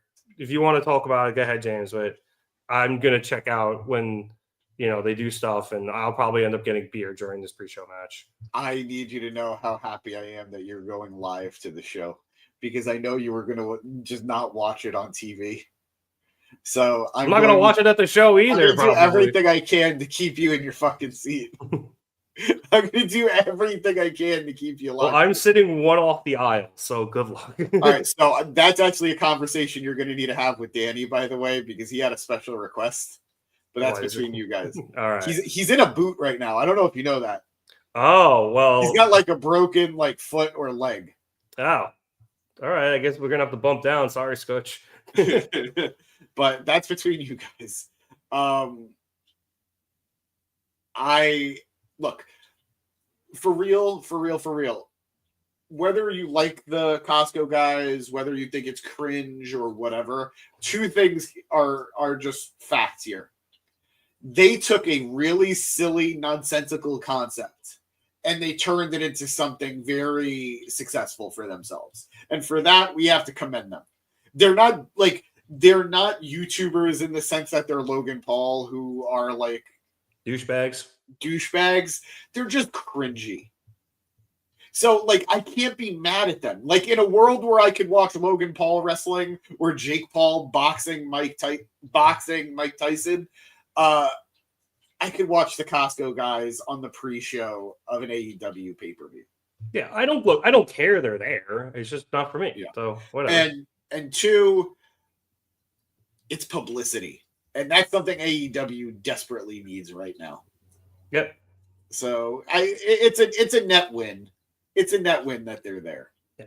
Like I said, it's working for the company and it's working for them. I mean, AJ gets to be in the ring in a major, wrestling company, which is cool for him. And his son gets to be on broadcast television with him. Or not broadcast, cable or pay-per-view. And, well, he was on cable television tonight. So, it's cool for them. It's cool for everybody who likes them. I'll be in the beer line. Sorry. At least have some respect for the Rizzler. I don't even know what he does. He just does this. Like, I don't know. He was like a Met game and everyone was freaking out. Like, I don't know who this kid is. He's a cute kid. He's the cute little meatball. Cool. I hate her. Like, you're going to start yelling about Baby Gronk again. Anyway. No. I focus my attention at one meme at a time. It's saying Danny's kayfabing his broken leg to get a better seat. All I can tell you is I don't know the circumstances. Danny texted me saying that it's more or less my fault. Shocking. I don't know. The last time I saw Danny was Grand Slam. So I don't know how it could be my fault, but supposedly it's more or less my fault that he's in a boot right now. Good job, James. Way to go. Yep. All right, let's double back before that massive announcement to the promo we got from MJF before the commercial. So MJF pulled up outside a rundown building in a very nice Porsche, getting out, seeing a person asking for money, and then taking out some money and throwing it really far away and having this person go fetch it. He's such a douchebag. Right? You were asking for asshole Max there. You know it. There you go. You got it. And that was just the tip of the iceberg with this one. So MJF then turns and starts talking to the camera and about Roderick Strong, saying that Roddy has been through so much growing up with two alcoholic parents and a whole lot of trauma, including Roddy's mother shooting his father in front of him. MJF says that healing from trauma is the result of feeling safe, empowered, and supported, which is why Roddy will do anything for Cole, as Cole is the one who invokes those positive feelings that Roddy has always lacked. But that's why MJF is no different from Roddy and why he trusted Cole, because MJF lacked those feelings as well. However, the difference is for MJF, Cole was a mirage of what he wanted it to be, along with being a liar and a fraud. However, MJF believes that deep down in Cole's narcissistic, feeble, and frail frame, along with some other great adjectives that I didn't catch, Cole actually cares about Roderick, which is why MJF is actually happy that Roddy won, because now he can make Cole watch someone he cares about suffer. And because of his white trash upbringing, Roddy isn't intelligent enough to realize that he doesn't have a prayer, so MJF is going to send him back to his dirty trailer park where he belongs. And after the match, Roddy will be in so much physical pain that he'd wished his mother had shot him instead of his father. Whew! Oh, I don't think you can get much more asshole than that. That is some peak vintage, just lowest of the low MJF. I feel like we haven't really gotten in a while. I know we tried to go after Garcia with some shit, but this is just in the grime low. This was wow. Have you ever seen that meme? It's from Powerpuff Girls, where like Mojo Jojo and like the other villains are like crying because like they're happy at how evil something is. That's what this felt like. It's so evil. In a minute, but yeah, I remember it. It's so goddamn awful in the best way possible. We haven't had a lot of MJF in the last month or so, a little bit longer, because he's out being a movie star. So I'm loving what they're giving us with him. And this was great. This was just absolutely great. And it's almost worth Roddy winning. It's almost worth Roddy beating Cole to the punch across the finish line to have this match with MJF. Just for the promo? Just for this promo. Oh, God. He's awful. It was brutal. I did find it really funny that this was sandwiched in between the AJ and Big Justice stuff. You go from those guys to that. Yeah. To I hope you would wish your mother shot you instead of your father. Back to AJ and Big Justice. That's a heavy transition there. You just see Big Justice like watching that promo in horror.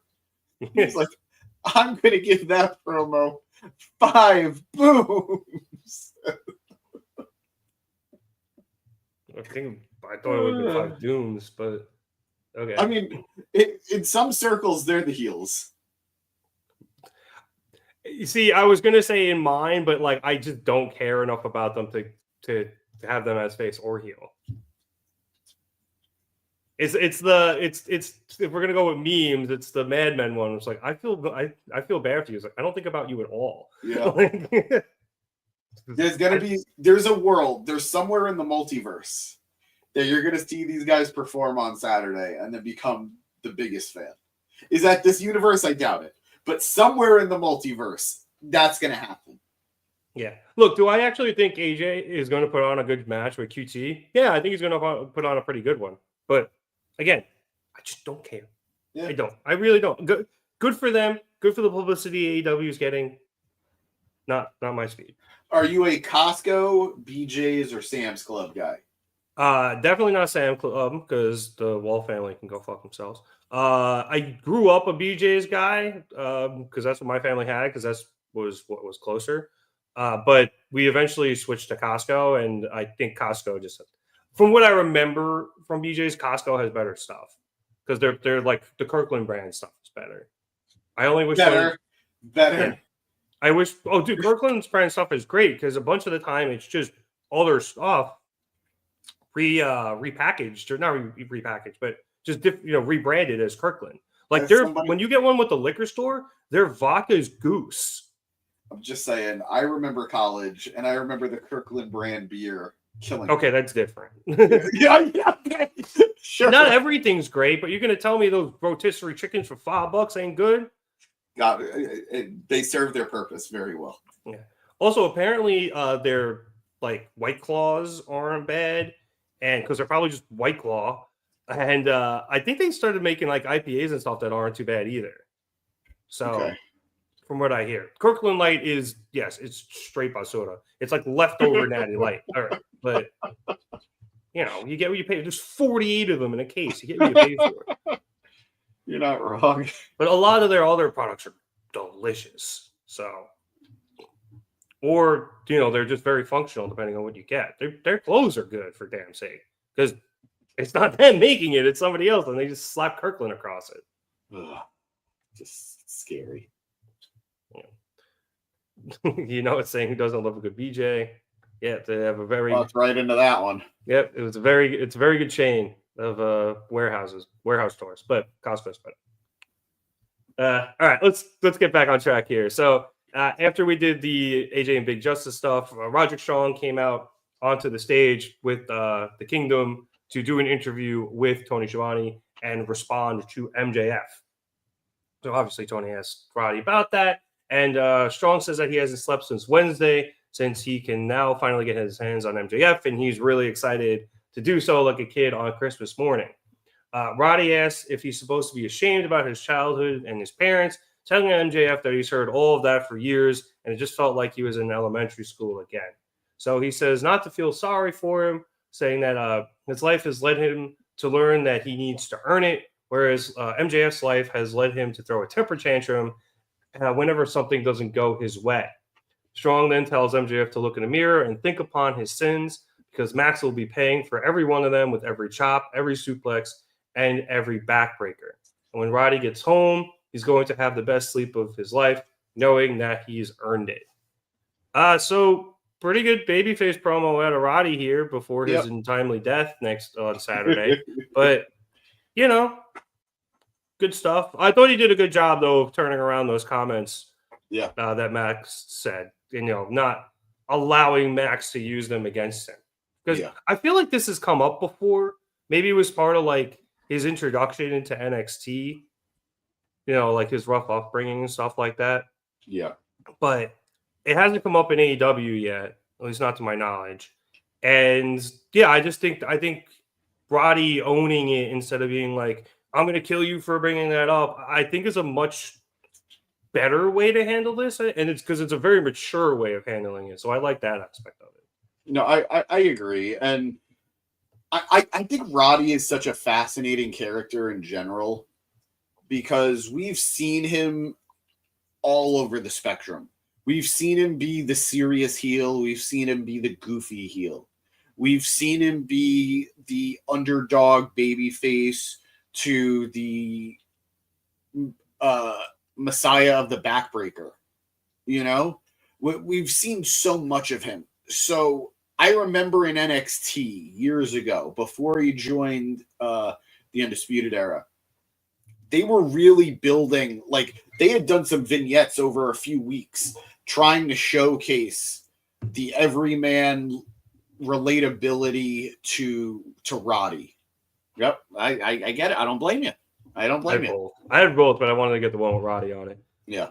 This is where I think I heard originally the fact that like he had come from such a rough upbringing, and I think it was right around the time like his wife was either pregnant or they just had their first child. So I remember all this happening. It was very early in his NXT tenure. Yeah. So who, by the way, let's just go back to, you know it there, saying, do you know who he's married to? She's a wrestler. Yep. Marina Shafir. Marina Shafir. Yeah. Something they also, I believe, haven't brought up on AEW television, but I'm okay with that. Yeah. I don't need there to be a connection. You know, I don't like, we all know it at some point. I'm sure it'll be acknowledged somewhere. I don't need him to get involved in it. Just the same way Renee has not gotten involved with anything with Moxley and Orange. I don't need him to get sucked into it because of Marina. Now all I can think of is like that happens and they actually like go to hit each other, and it's just like the scene in Dodgeball where Owen and the friend and Noskovic like just stand there and just, hey, and then they both get taken out. That's all I can think of happening now. Just in the middle of the brawl, they're just like that would be good. But, and they just never acknowledge like why. They're like, that was weird. Roddy has won a singles title in AEW, right? Yeah, he had the international championship. He did. Yeah. I think he's very. What? I think he lost to Will. Like, right? He did lost it. He did lose it to Will. Yeah. I think the guy has so much upside, but I understand why he's slotted the way he is, and he probably should be slotted the way he is. Yeah. But I know I've been dogging it quite a bit. I am happy for him to have a spotlighted match like this. Even if he's going to lose and get murdered. Okay. And possibly shot. In whatever order. He might get killed and then shot, or that might be what kills him. We don't know. Like I said, I think the match is going to be good. I really do. At least the ring work is going to be good. So I'm excited to see that. But more importantly, I think I am excited to see what happens after. Because I imagine this won't just be a straight defeat and then MJF walks off.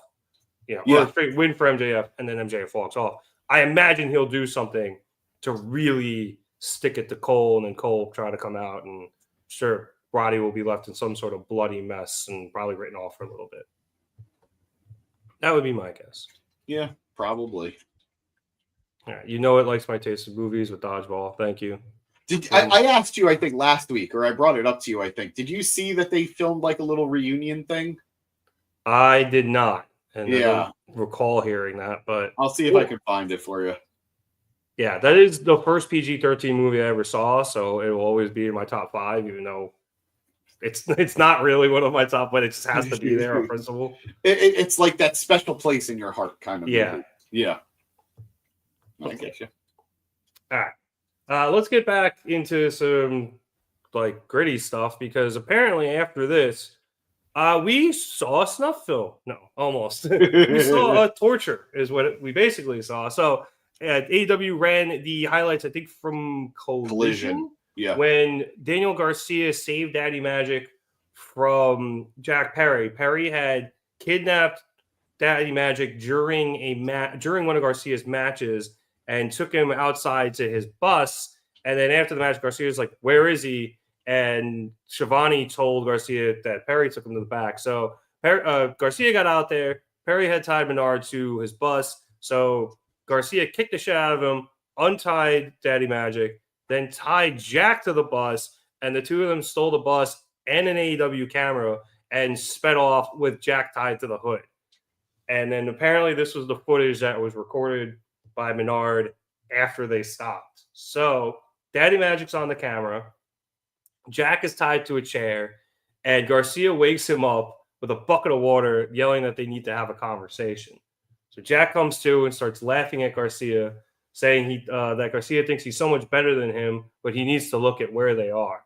Garcia, he says he doesn't want to be here, but he just wants to go out there and wrestle. But AEW is so full of savages, and Perry tried to take Menard's life. And the people in power just sit back and pretend and watch and pretend that nothing is going on. So they need to take that power back from people like Perry. Jack starts laughing again, saying that everybody's got a code and cares about right and wrong until it costs them something and they have to suffer. And this causes Garcia to snap, grabbing Jack's face and yelling at him that Jack is always talking about sacrifice, but Perry has no idea what Garcia has had to go through and sacrifice to get here. Garcia knows where Perry wants him to go, like mentally, but Garcia promises him that he's never going to go there. And with Garcia right in his face, Perry just spits at him. So Garcia flips the fuck out, and he promises that he's got something for Jack, and he heads over to the bus as Daddy Magic keeps yelling at Jack, and then Garcia returns with a crowbar. Garcia stands in front of Perry, and he looks like he's going to hit him, and he's trying to hype himself up to do so, but he eventually can't. And instead, he turns around and hits the bus, busting up the headlight and the front fender. Perry laughs at him, and he's just like, "That's it? That was weak." And Garcia throws down the crowbar and is like, "We got to go," and just leaves. And Daddy Magic's like, "Where are we going, Danny?" And Perry's laughing at him still. And then Menard yells at Perry and tries to follow Garcia as we see a shot of Perry just screaming into the void in his warehouse in the middle of nowhere. So, yeah, I didn't think I would see an interrogation on AEW, but we got one. It was good. It was dark. I'm not entirely sure what to make of it, but we are getting this much darker side of Garcia lately, James. It started with MJF, and now it's progressing with Perry, and it's going to make for a very interesting matchup on Saturday, at the least. If they find Jack in time. I find myself saying on a weekly basis, it's hard to describe wrestling to people who aren't wrestling fans sometimes. Try explaining that. So, yeah, hey, buddy, you want to watch wrestling with me this week? Oh, yeah, are there going to be some fun matchups? Well, I mean, there is this bit where this guy gets kidnapped, strapped to a hood of a bus, driven to a warehouse, tied up, and psychologically tortured. But yeah, we're also going to get Darby Allin versus Claudio Castagnoli, and it's going to be amazing. It's getting harder and harder and thankfully they're gone, but it's getting harder and harder to justify Jack Perry being aligned with the Elite. Yeah. He just feels so different from the Bucks and even Okada. And I've been a big proponent. I think it's a matter of when, not if. I think he's joining the Death Riders. He feels so in line with what they're doing. Yep. And they hinted at that. I know you missed it that week, but Mox said you're a good kid to him. Yep. When Mox made his return. So considering Mox is now on the outs with Shida, he needs a new kid. Yeah, and Wheeler, who knows? Wheeler's at least been failing him, if not teasing himself for a departure. So He might need a new one just because Wheeler has been sucking. Man, I'm thinking about it too. I just said it without even thinking. Like, there was no premeditation to this.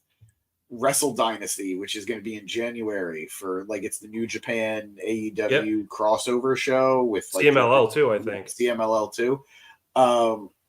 Moxley told Shota how disappointed he is in him, and he's sending an emissary to take him on.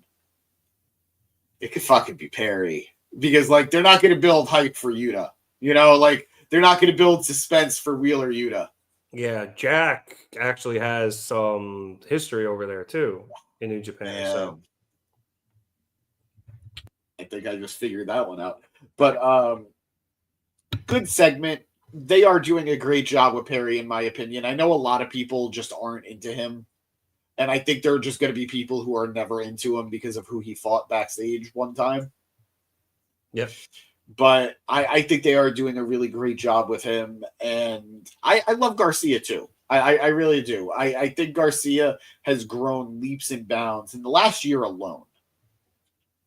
So I don't know if this counts as a spoiler or not, because it's not officially tied to anything. But the Vegas betting odds have Garcia winning. It's plausible, especially if you want to get Perry away from the title and have him move into the Death Riders.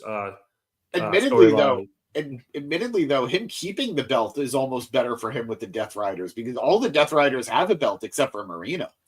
That is true. They're the Trios champ and the World champ. So maybe bringing the TNT title into the fold isn't the worst thing. But either way, this is a story that I'm sure the match is going to be good. I am way more invested in the story than what the matchup will be on Saturday. Yeah, I think they'll deliver though. These guys are they're young, but they're good. So I'm excited. Absolutely, to see. Absolutely. So a lot of intriguing stories are going to come out of Saturday. Yeah, I think we were mentioning last week we were kind of disappointed in the pacing of the telling of the stories, but I do think the stories themselves are very good and very intriguing heading into the pay-per-view. So it's going to make for a good and intriguing pay-per-view. Yeah. Yes, sir. Mentioning that Heyman would have just burned the bus. Perhaps You're not wrong. Perhaps even with Perry still on it. Who knows with that motherfucker? And he also just disrespecting my man Wheeler Yuta, saying, "Remember when Yuta was over for an hour or two?" No reason. I think he's still over. No reason for that. I think people are much more invested in him than when he started with the BCC because they put the effort in. So, I mean, the dude is a champ. Yes. So he's still over. He's not as over as, Mox, but he's well enough for the position he's in at the moment. I think the comparison, unfortunately for both of them, because it's not fair, but they're just, to me, they're always going to be locked in. I think the comparison is to Garcia. Yeah. I think Yuta started out the gate a little bit further along than Garcia, and now I think Garcia is way ahead of him. Which is funny because we were very disappointed Garcia ended up with Jericho. I've been saying I think that was the right move for him. Yeah, we ended up being wrong. And because Garcia's promos are so much better now, and he has a character. Now, granted, it started with him just dancing, but he was able to evolve past that as the crowd grew to back him. And now he's showing a darker side, as I mentioned earlier, so the character continues to grow. Saying betting on wrestling is kind of like betting on the Chiefs. The refs already know the outcome. Chiefs lost on Sunday, so and they didn't cover because they lost. Leave my Chiefs alone. Refs cheat for the Chiefs. I think the refs have just been really fucking bad this year. Yeah. But yes, they are starting to get like Brady Patriots-esque treatment, which is annoying. Look, man, Mahomes, he knows what he's asking for. If the refs oblige, it's just because they know he's right. It's weird. I know people hate the Chiefs now because they are turning into those like Patriots teams. I don't hate them. I don't know why. They're too likable a team. Yeah, even though they keep winning, like I'm a fan of Mahomes. The rest of his family can kind of get bent, but I'm a fan of Mahomes. Yes. Yeah. And I know his dad's, I think, in jail again, but he pitched for the Mets, so I kind of have to like him. And he was on the World Series team. Okay. And I still like Kelsey. I know he gets caught up in all the Taylor Swift noise, but He's still a funny dude. That man has won me multiple championships in fantasy. I know. He's still a good dude. Like, there's just a lot of people on that team I like. Chris Jones is fucking awesome, and he got paid. Good for him. Like, there's a lot of people to like on that team. I'm a huge DeAndre Hopkins fan. I always will be. Absolutely. I have a jersey. Like, so, I know. The Chiefs are annoying. And I like Andy Reid. I'm glad he's winning all these titles and getting the recognition of how good he is. So I get why people are annoyed, but I just will never be able to hate them. Should we put the poll up? Andy Reid or a certain other Reid? Oh, God, no. Yeah, we don't need to put that poll up. All right. I'm going to get us back on track here while you giggle. We then went again backstage as we went to a contract signing for the Ring of Honor World Championship. That'll be next week on Dynamite as Chris Jericho, the champ, and Tomohiro Ishii face off with each other. So Renee introduces the whole thing and allows Jericho to sign the contract first as he is the champion. But Jericho takes it and refuses, saying he needs his legal team to review it first. And he's like, Chris, we sent it to your legal team a week ago. They reviewed it. You're good. Just sign the contract. And he's like, no. That was then. This is now. You know, you got to live in the now, Renee. I need to take it to my legal team to review it. And he just leaves with the contract. And as he leaves, he stops quickly because his face is on the wall, so he stops to admire that. And then Ishii just kind of appears behind him. And Jericho notices, and Jericho keeps walking. And Ishii just kind of starts stalking him like a shark. I know he's a pit bull, but it was like a shark. I know you're not a horror guy, but if there's any horror fans in the chat, it was an It Follows moment. Jericho just kept moving, and the monster just kept following. It was pretty good. Yeah, silly but good. Jericho, as James said, Jericho keeps moving. Ishii keeps following. Jericho puts a trash can in the way. Ishii backs that out of the way. Jericho throws people in the way. Ishii throws them back out of the way. Eventually, they go all the way through the tunnels, up into the concourse, down the concourse, through the crowd, and into the ring, where Jericho is essentially cornered and grabs the mic and tells Ishii that he would sign the contract, but he doesn't have a pen. So Ishii, being the well-prepared man he is, pulls the pen out. Very dramatically. Yep. Jericho takes the pen and very reluctantly signs the contract and positions himself to where Ishii is facing away from the entranceway. And as Jericho gives the contract back to Ishii, Big Bill and Brian Keith come down and blindside Ishii and begin attacking him before picking him up and holding him there for Jericho to stab in the head with the pen. However, the conglomeration members come down as Mark Briscoe and Rocky Romero come out for the save, taking down the duo so that Ishii can regain his bearings and hit Jericho with a sheer jaw brainbuster before signing the contract himself and making everything official. What's going on, Dev? It is good to see you. Good to have you back. What up, Dev? Glad you are here. So, James, this is just funny. Yeah, You know, it's shocked that the tree was there waiting, the big redwood, Big Bill. Yeah, it's very surprising. I want to care. I love Ishii. He is he at one point had a more consistent track record than Okada for New Japan. I love Ishii, but this is just such a throwaway match. It's such a throwaway match on a show that has throwaway matches. It's not even getting on the pay-per-view. Yeah, well, I think to be fair, they are trying to get a title match onto the Thanksgiving Eve episode of Dynamite, so that's why they're saving it. But hey, I'd rather them do it there than do it on pay-per-view. Well, fair enough, but they know. I know it's a Ring of Honor title match, and you know the prestige of the title might necessitate the pay-per-view, but it's not a Ring of Honor pay-per-view. Granted, it's on a Ring of Honor TV show, but I think they're also still trying to get the title onto cable television to help prove its worth and help with the negotiations as we get closer to a Ring of Honor TV show. So that's probably another reason why they're doing it there. Low key, the belt collector fan in me is just hoping Kenny eventually wins that title. He's never won the Ring of Honor. AJ Styles and Kenny Omega have never won the Ring of Honor world title. All right, AJ is far more shocking than Kenny. Yes, AJ is far more shocking. He won the Ring of Honor tag title at one point, I think, but he's never won the world title. And Kenny was just small fry when he was in Ring of Honor, purely Ring of Honor, and not like the New Japan Ring of Honor partnership.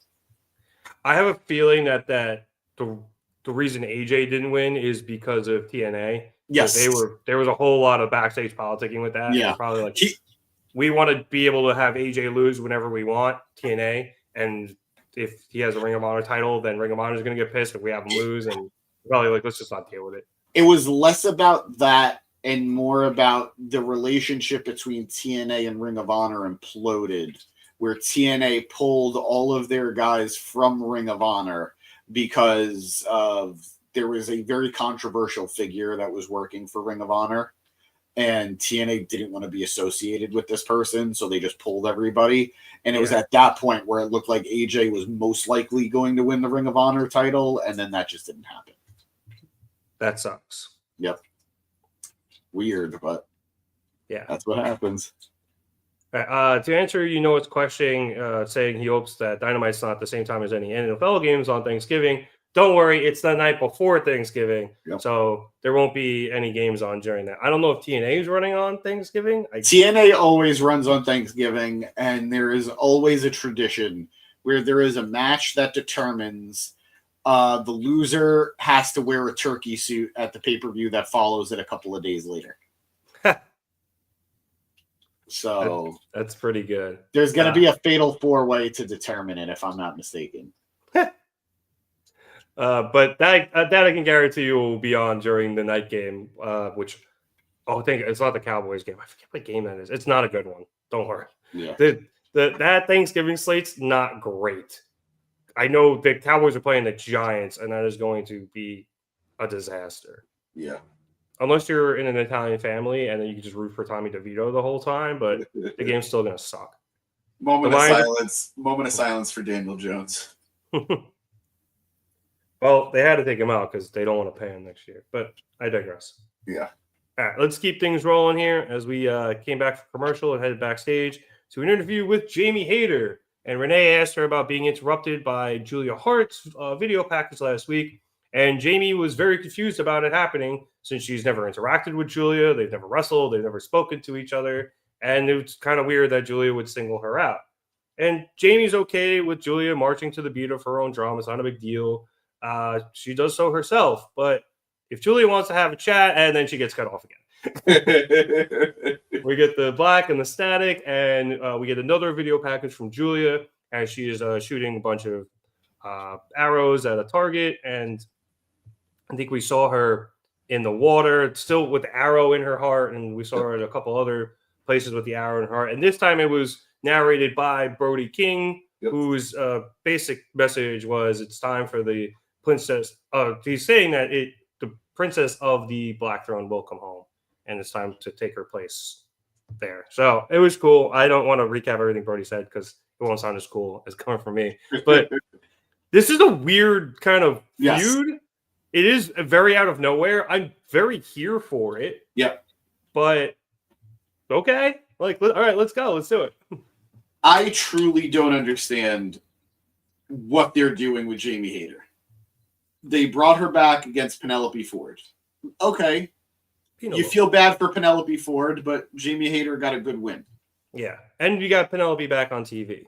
Yes. And a pretty decent but short feud. We got Jamie Hayter versus... We had Saraya and Harley, right? That was the handicap match? I think. It wasn't on Dynamite. Didn't we get it at Grand Slam? I might, maybe. They fought each other. So... I just didn't think it was handicap. It wasn't. It was a one-on-one match, but it was no DQ, so it might as well have been a handicap. Yeah. Yeah, that's what it was. We're very much in the side quest era for Jamie. And that's fine. I understand if you don't want to just insert her in the title picture, it would disrupt a lot of the momentum that they've built with the divisions. Yep. But I don't know who benefits from having Julia take on Jamie. because Julia, who's been gone a long time and is very popular, should not lose coming back. And Jamie Hayter, who granted has been back now for a couple of months, also still, though, should not lose. And she was also gone for a long time. Longer. And is very longer. popular. So this is very, very weird. And unless this is all a ploy to corrupt Jamie and to make her hair go back to normal, I don't know why we're here. Yeah. What's wrong with her hair? I like her hair. There's nothing wrong with it. It's just it's not the hair I associate with Jamie. She transformed upon her return. She looks like a completely different human being. None of it's bad. She looks fantastic, but she looks very, very different. I'm trying to figure out, and I'm on Reddit trying to see if it'll come up. Her jacket and something, like the pattern looked like it was from something. It kind of looked like Clueless, but it was darker. So I was trying to see if it was that. I don't know if let's see if Reddit has anything. I don't know. Anyway, you're right. It's an interesting feud. I think it's gonna be a good one because these women are both very good. So I'm excited to see it. You're right. It's going to be, unless it goes maybe 3 matches, it's going to be maybe a little difficult to see who benefits from it. But like if they split and then you have a rubber match at the end, I think it will work out for both women. But look, I'm going to let it play out. I'm here for it. I like both of these women. I'm excited to see how they interact with each other.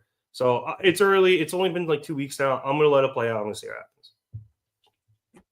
Just worried. Yeah, no, that's fair. All right, so I checked. Lions playing the Bears. Blowout. Cowboys are playing the Giants. Terrible game. Packers are playing the Dolphins. That's the night game. That game's mid. I mean, I think the Packers are good. Dolphins need to win, but the Dolphins aren't that good.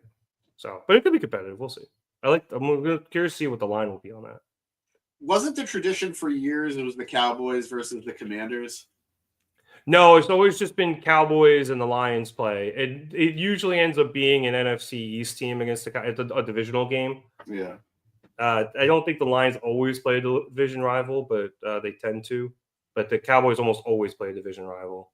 Okay. And so, I mean, it's only one of 3 teams. So, yeah, it's either the Eagles, Giants, or the Commies. But, yeah. Those games are going to suck. All right. Let's move on to our main event of the evening, which saw Orange Cassidy face off against Wheeler Yuta in a much hyped match throughout the show. We'll jump towards the end of this match here, where after hitting a roundhouse kick and a PK, Orange is able to hit Yuta with a brain buster, but Wheeler kicks out of that. Orange then gets in some ground and pound before going to the corner and taking off his elbow pad and going in for the Orange punch, but Yuta is able to counter that with a suplex, following up with a chop in the corner and a slam to set up for the hammer and anvil elbows. However, when Yuta starts laying them in, Orange just grabs him, just making him look weak as hell, and then grabs Yuta's fingers and attempts to break them before eventually hitting a soul food, shout out Chuck Taylor, and a Michinoku driver, but Yuta is able to kick out of that. Cassidy once again goes for the Orange punch and is once again countered, leading into a Okada roll from Orange that Yuta is able to kick out of. Yuta then catches the rebounding Orange and hits a pile driver in which he crossed Orange's legs, which was really cool looking. Yeah. And Orange was able to kick out of that. So Yuta went back to the hammer and anvil elbows before locking in the cattle mutilation. And he's got that in for a little bit, but Orange is able to shimmy his way over and reach the ropes. This seriously frustrates Yuta, who gets up, shoves the referee a little bit. He's lucky Remsburg didn't DQ him, and decides that he needs to go outside the ring, move one of the security guards, and grab his metal chair. So he goes out and does that, comes back in with the chair, and takes a wild swing at Orange. However, he misses as Orange ducks it, and the momentum from Yuta's swing forces him to drop the chair, and then Orange is able to use that momentum and roll Yuta up with a Cazadora and crossing Wheeler's legs, keeping him down for the 3 count in the win, much to the shock of young Wheeler Yuta. After the match, Pac comes in from behind and just absolutely blindsides Orange because duh, and he stomps him down as the rest of the Death Riders appear from the crowd. We have Claudio come in, and he holds Orange down as Pac takes some duct tape that Marina brought over and wraps it around Orange's arms and torso so that he could still get up and walk, but he can't defend himself. Take his hands out of his pockets. Yep. And the rest of the Death Riders just start literally kicking the shit out of him, outside of Orange laying in some, kicks to Moxley at some point, which I thought was actually a nice touch. But they're just like punching him and kicking him, and it looked like they were jumping him in. Anyway, after they get their licks in, the Death Riders leave, and the conglomeration then come out to the ring and finally freeze Orange, having only come out at this point out of respect for Orange's wishes that he had laid out earlier, that he does this alone. Orange struggles to his feet and grabs his glasses, putting them on, before defiantly putting his hands in his pockets and staring down Moxley, who seems a little bit puzzled, maybe even perturbed by the fact that Orange is not only standing, but doing so so defiantly. So, James, this was a good match. I liked the way they finished it. Wheeler's frustration getting the best of him, and Orange once again outfoxing young Wheeler Yuta, his former protege. Yep. But Orange took his licks in this match, not just after, but before. There was that brain buster on the barricade towards the beginning of the match that really stood out to me. And there was a good portion of the match where Wheeler was actually kicking the shit out of Orange, but He was. Orange makes a good comeback and just ends up being cooler emotionally and just cooler in general than Wheeler, and obviously smarter, and uses that to his advantage to get the win. There was so much about this that worked. A lot of callbacks to earlier things. At one point early on, Orange trying to pin him with the seatbelt pin. Mm-hmm. I thought that was great. Commentary really highlighting the fact that Yuta has never pinned or submitted Orange, and that he had something that he was really trying to prove with this matchup. Him finally being willing to unflinchingly try to hit a chair shot, which he has been hesitant to do in weeks past. So much worked here. I thought the match was fun. Cattle mutilation being passed on to Yuta just feels beautiful. Yeah, and the knee as well, I might add. Yeah. Wheeler has hit the Busaiku knee quite often since Brian's retired full time. I agree. It got muddied for me because for a little bit, what's his name was hitting it, Jack Perry. Yeah, and it's like, okay, been there, done that, and it's not fair to Yuta, but the emotional impact of that move is gone now. Good job by these two. I thought Orange looked great as like this defiant babyface who, by all accounts, was getting his shit rocked, but just refused to go down or stay down. And I was saying it earlier. I'm really loving the Death Riders. I am. And I think Moxley is playing his part very, very well. I would like a little more clarity still from what they want and what they're trying to do. Like, they keep saying, we want somebody to stand up to us. We want somebody to prove that they get. Orange is doing that exactly, but they're punishing him for it. And it's not adding up, at least not yet. And I'm willing to let it play out. I'm willing to figure it out. I'm willing to see where it goes. But it does feel contradictory to what they keep preaching.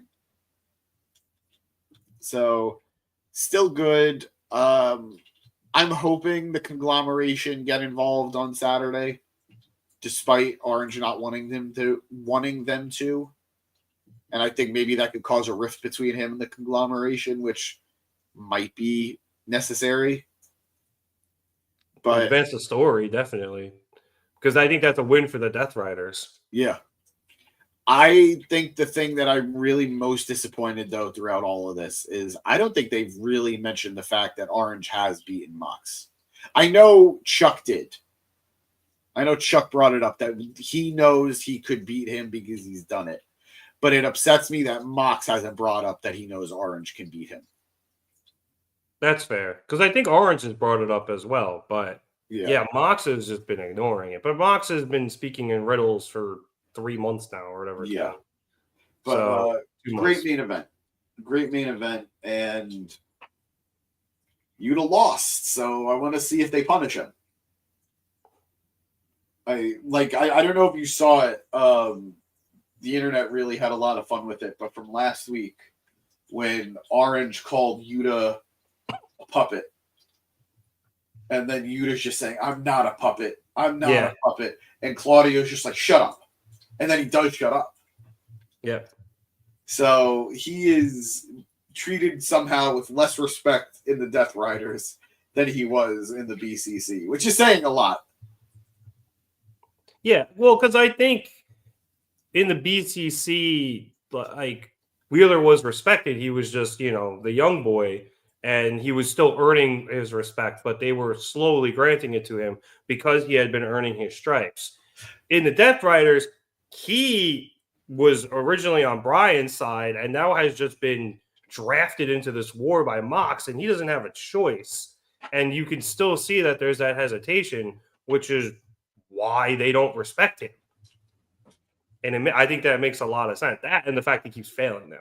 Yeah. So I feel like we're getting the trade. We're going to be getting that. He's Jack not going to. Yeah, and I don't think he will ever earn their respect, which is why I think you're right. I do think that Wheeler does eventually end up leaving, and I think Jack fits in well with them as a replacement. So I don't know if that happens Saturday. We'll see. But like I said, Orange will die on Saturday.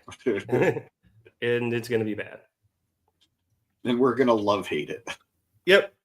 I want to be walking out of there like, holy fuck, they killed him. Like that's what I want my reaction to be like. Oh, I did not know they were going to go that far. Let's go. Like I want to be excited for the amount of violence. All right, let's hit the comments real quick before we wrap the show up, because I saw I dropped a couple that were with stuff we were talking about earlier. Suggesting that Jamie's going to punch Julia in the gut and she pukes back out the black mist, and then we get cheerleader Julia back. I think that's a possibility at some point in the future if they ever want to go back to maybe not necessarily cheerleader Julia, but a feast Julia Hart. Yeah. I think at some point they're going to have to like extract the poison from her. So I don't think you're that far off base. I don't know if it happens in this feud, but it's plausible to me. I think, James, right? No, I think it's very plausible. I think these characters work as long as the performers want them to work, and they're willing to put in the work to keep it going. Yeah. We look back to Alexa Bliss, like after the Fiends left and she was still doing the demon character, it had varied success, That doll had a lot of success, though. Yes. It was a big seller. that it did. That's probably why they did it for so long. They were making money hand over fist with that thing. I had an actual, I swear to God, this is a true story. I had a nightmare last night. While I was sleeping, I had a nightmare that the House of Black went back to WWE. I like you described that as a nightmare. But I woke up in a sweat. Did they just get buried? No, they debuted very cool. Like they took out and for some reason it was the New Day. Like they took out the New Day, but then they immediately went into a feud with the Wyatt Six. It doesn't sound that bad. It doesn't sound that bad. I just don't want him back in WWE. It will feel like a failure on AEW's part. Yeah, I would agree with that wholeheartedly. Yeah. It would feel like a failure. I mean, unless they did a lot of great things with House of Black and then they just went on their own accord because they just felt like there was nothing else to do. Yes. I would consider it a failure. But if they went because the way things have been going recently for them, at least in our opinion, even though it all sounds like they're very happy there, yes, that's a failure. Yeah. Just, do you know how many? I think Malachi has had less than 10 singles matches his entire AEW run. That's pretty crazy. I mean, I know he is with that group for a reason, but wow. I think I'd have to double check that, but I know it's a low number. So the only ones I can really think of, I know he just had a couple the last couple of weeks. And then the only one that stands out in my head is hey, we're leaving for WWE triple threat. I think it was like him, Andrade, and somebody else. Miro. And everyone was leaving. Ugh. It was a good match. I know he had like 2 against Cody. Yeah, well, that's how he debuted. He killed him. Only to lose to him in the second one. Yeah, but we've been seeing more of House of Black lately, so hopefully... Yes, that's a win. That's a win. Put somebody in the Continental Classic. Hopefully Malachi himself. Fuck, let him win the damn thing. But depending on who else is in it. I keep hearing rumors of somebody debuting in the Continental Classic. That would make me so happy. So I'm assuming you're talking about Speedball Mike Bailey. I know SRS said no, but I really SRS want to believe TNA is going to be cool. Who knows? Who knows? I guess, all right, really quick before we talk about the overall thoughts on the show. Do you think there is a TNA exodus coming as Scott D'Amore people leave? So it's interesting because apparently a week ago, Scott D'Amore had a meeting or was visiting backstage in WWE, which is shocking because it was at NXT, right? Yeah. Yeah. And AEW was Tony was really cool and let a lot of AEW guys go to his Maple Leaf wrestling company. So if they even worked an angle there, with Ricochet, they even worked a angle there, right? They had an AEW title match on the show. Yeah, right. It was Alexander against Takeshita for the international. So if Scott does something with WWE, if I'm Tony, I am understandably annoyed. But yes, there's going to be a TNA exodus, Scott D'Amore or not, where we know Jordan Grace is leaving. She's already basically an NXT superstar. Yeah.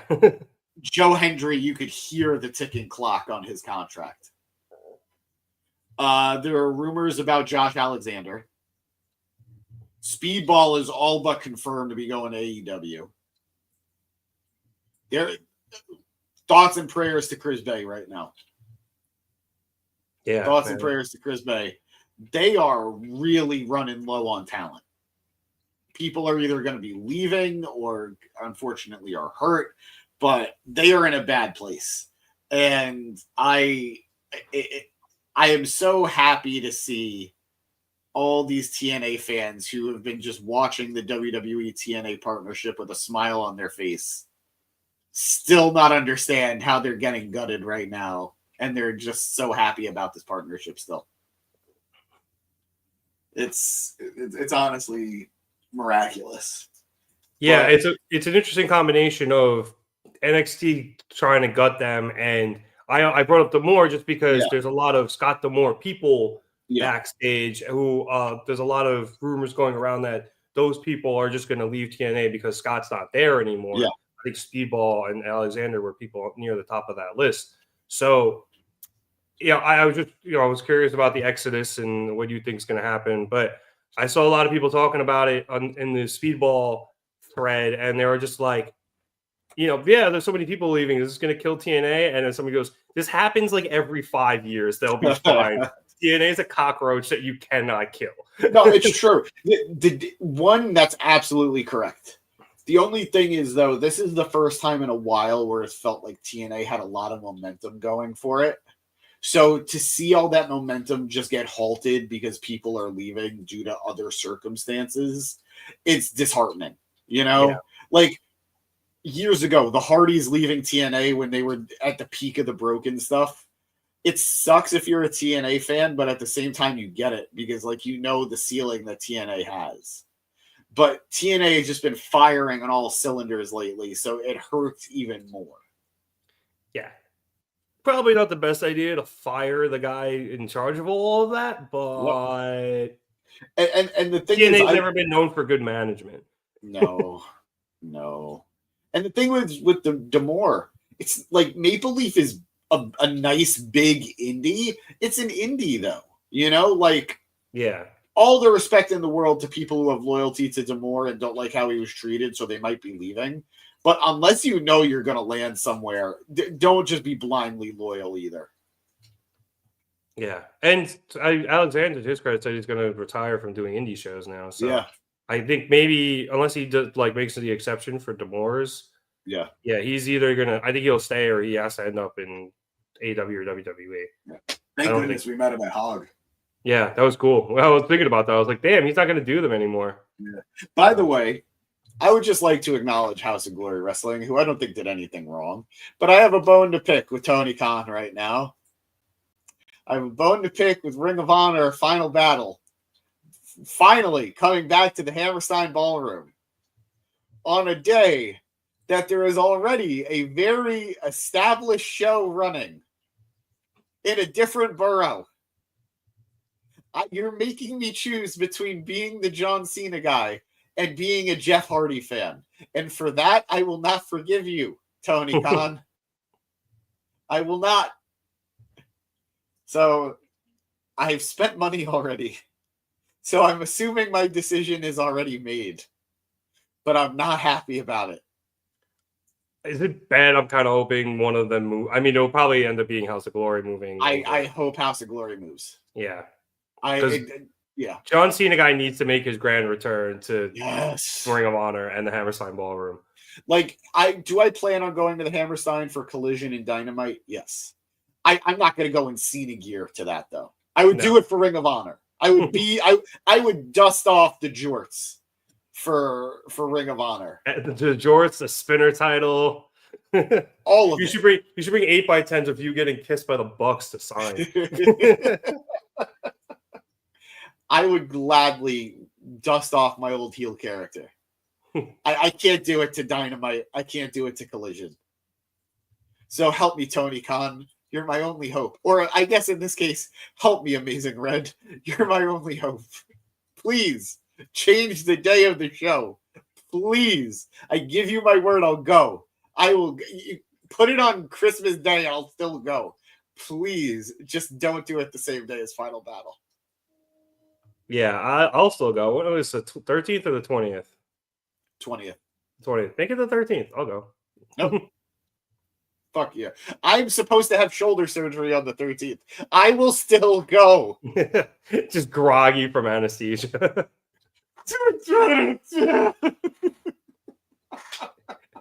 Real quick, it's saying RIP TNA for real this time. I'm telling you, man, they cannot die. It's physically impossible.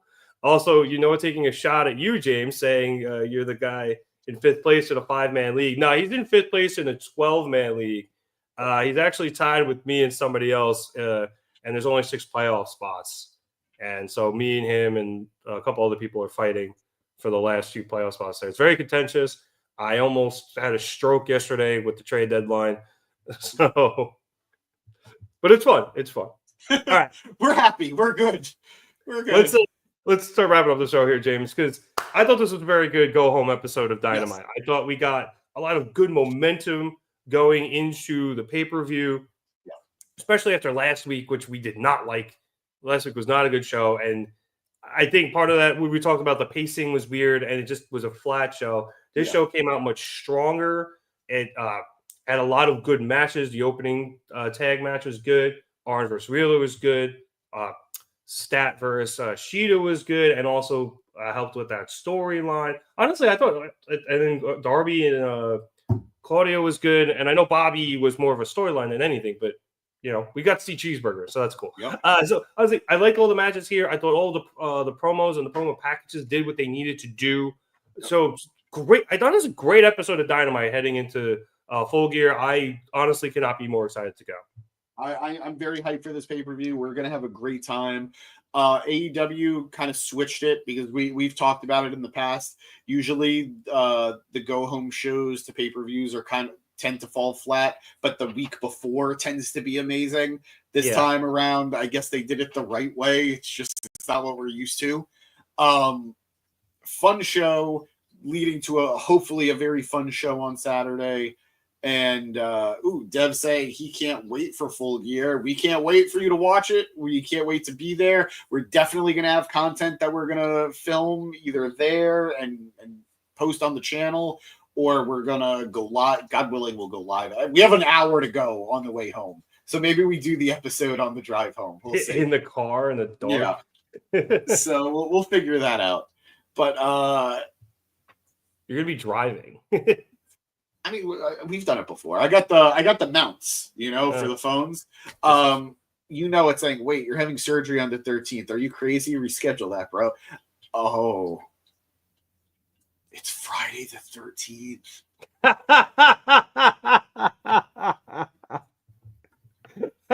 Oh man, are you really gonna have to reschedule that surgery now because you're superstitious, or at least a little stitious? I'm a little stitious. Look, in general, I want to reschedule it for January. I didn't even think about Friday the 13th. That's funny as hell. Yikes. Okay. You know it. You opened me up there a little bit. You opened up my eyes a little bit. So up your shoulder. Yeah. All right, guys. My night got ruined. Yeah, I guess James is gonna have to wrap his head around that. But yeah, great episode. Very happy with what we got here tonight. So excited for Saturday. I'll throw out there now instead of doing it in the outro. If anybody's there, I don't know how many people are watching Mr. Local. You guys are there. You see us, come up, say hi. We'll be glad to talk to you guys. We love chopping it up with everybody in the comments, online. And if we got to meet some fans in person, it would be really awesome. So, come say hi. It's happened before. It's happened before. We've interacted with people who know us. Yeah, freaking Nas saw me at SmackDown one time and didn't say hi to me. I was a little disappointed. So definitely come up and say hi, guys. Yep. Calling you brave. But, all right, not really. I'm scared now. No, he's going to change it. No, he's going to whip out. But on that note, everybody, I would like to thank everybody so much for watching us here at the Market Down Podcast. We'd appreciate it if you liked and subscribed. If you liked the video, it lets us know that you're enjoying what we're doing. And we can keep doing stuff like that as we get another cat cameo from James there. It's Black Cat, too. So I don't understand why you're afraid of Friday the 13th and not the Black Cat. But okay. And as I was mentioning, if you do subscribe here to the channel on YouTube, you can catch all of our shows. James, we have a Gym Pack Zone tomorrow. I'm aiming to. I know I've been really flaky with it, guys. Thursdays have been really hard with just a lot of life stuff happening. But I'm doing my best, and I'm hoping tomorrow will be the big return for Gym Pack. Cool. If not, James will get back on it. Trust me, that kid loves that show more than Raw, SmackDown, or Dynamite. So, and somebody's got to keep us surprised on, all these talents apparently leaving. So check out the Gym Pack Zone. Matt has been doing a good job of helping us to cover SmackDown and Raw when big things happen on those shows. So be sure to subscribe for that. And obviously, we'll be back here on Wednesdays for Dynamite, along with most of the pay-per-views that will be happening. Thanksgiving week's going to get a little screwy. I'm going to let you guys know now. Yeah. I don't know if we're doing a show on Wednesday. I'm not going to be around on Wednesday. So I guess, James, is a little more on you. We'll see. The best I could say is we'll see. Yeah. So we'll see with that. I highly doubt we're having a Gym Pack Zone on Thanksgiving. And I know we are going to be at Full Gear. So we'll see what goes on with us trying to do a show for that. Maybe we'll try to do something on Sunday with football. So we'll see. And is Survivor Series that Saturday after Black Friday? I think so. I don't know when I'm going to be home from my Thanksgiving break. So we'll do our best to cover Survivor Series. We'll let you guys know. We'll try to let you guys know both here on YouTube and over on all of our social media platforms, as James confirms that it is that Saturday. Yep. Great. Thanksgiving is so late this year. Yeah. So if you want to follow us on social media so that we can keep you guys updated, we're on Twitter, Facebook, Instagram, and TikTok. You can check out those links in the description below here on YouTube. For those of you not here on YouTube, you can just search us for Facebook, just search Market Down on the podcast, it'll come up. Twitter is at marketdown_pod. Instagram is at marketdownpod. And for those of you who are not on YouTube, youtube.com/marketdown3665. Follow that stuff for updates on what our Thanksgiving schedule is going to be.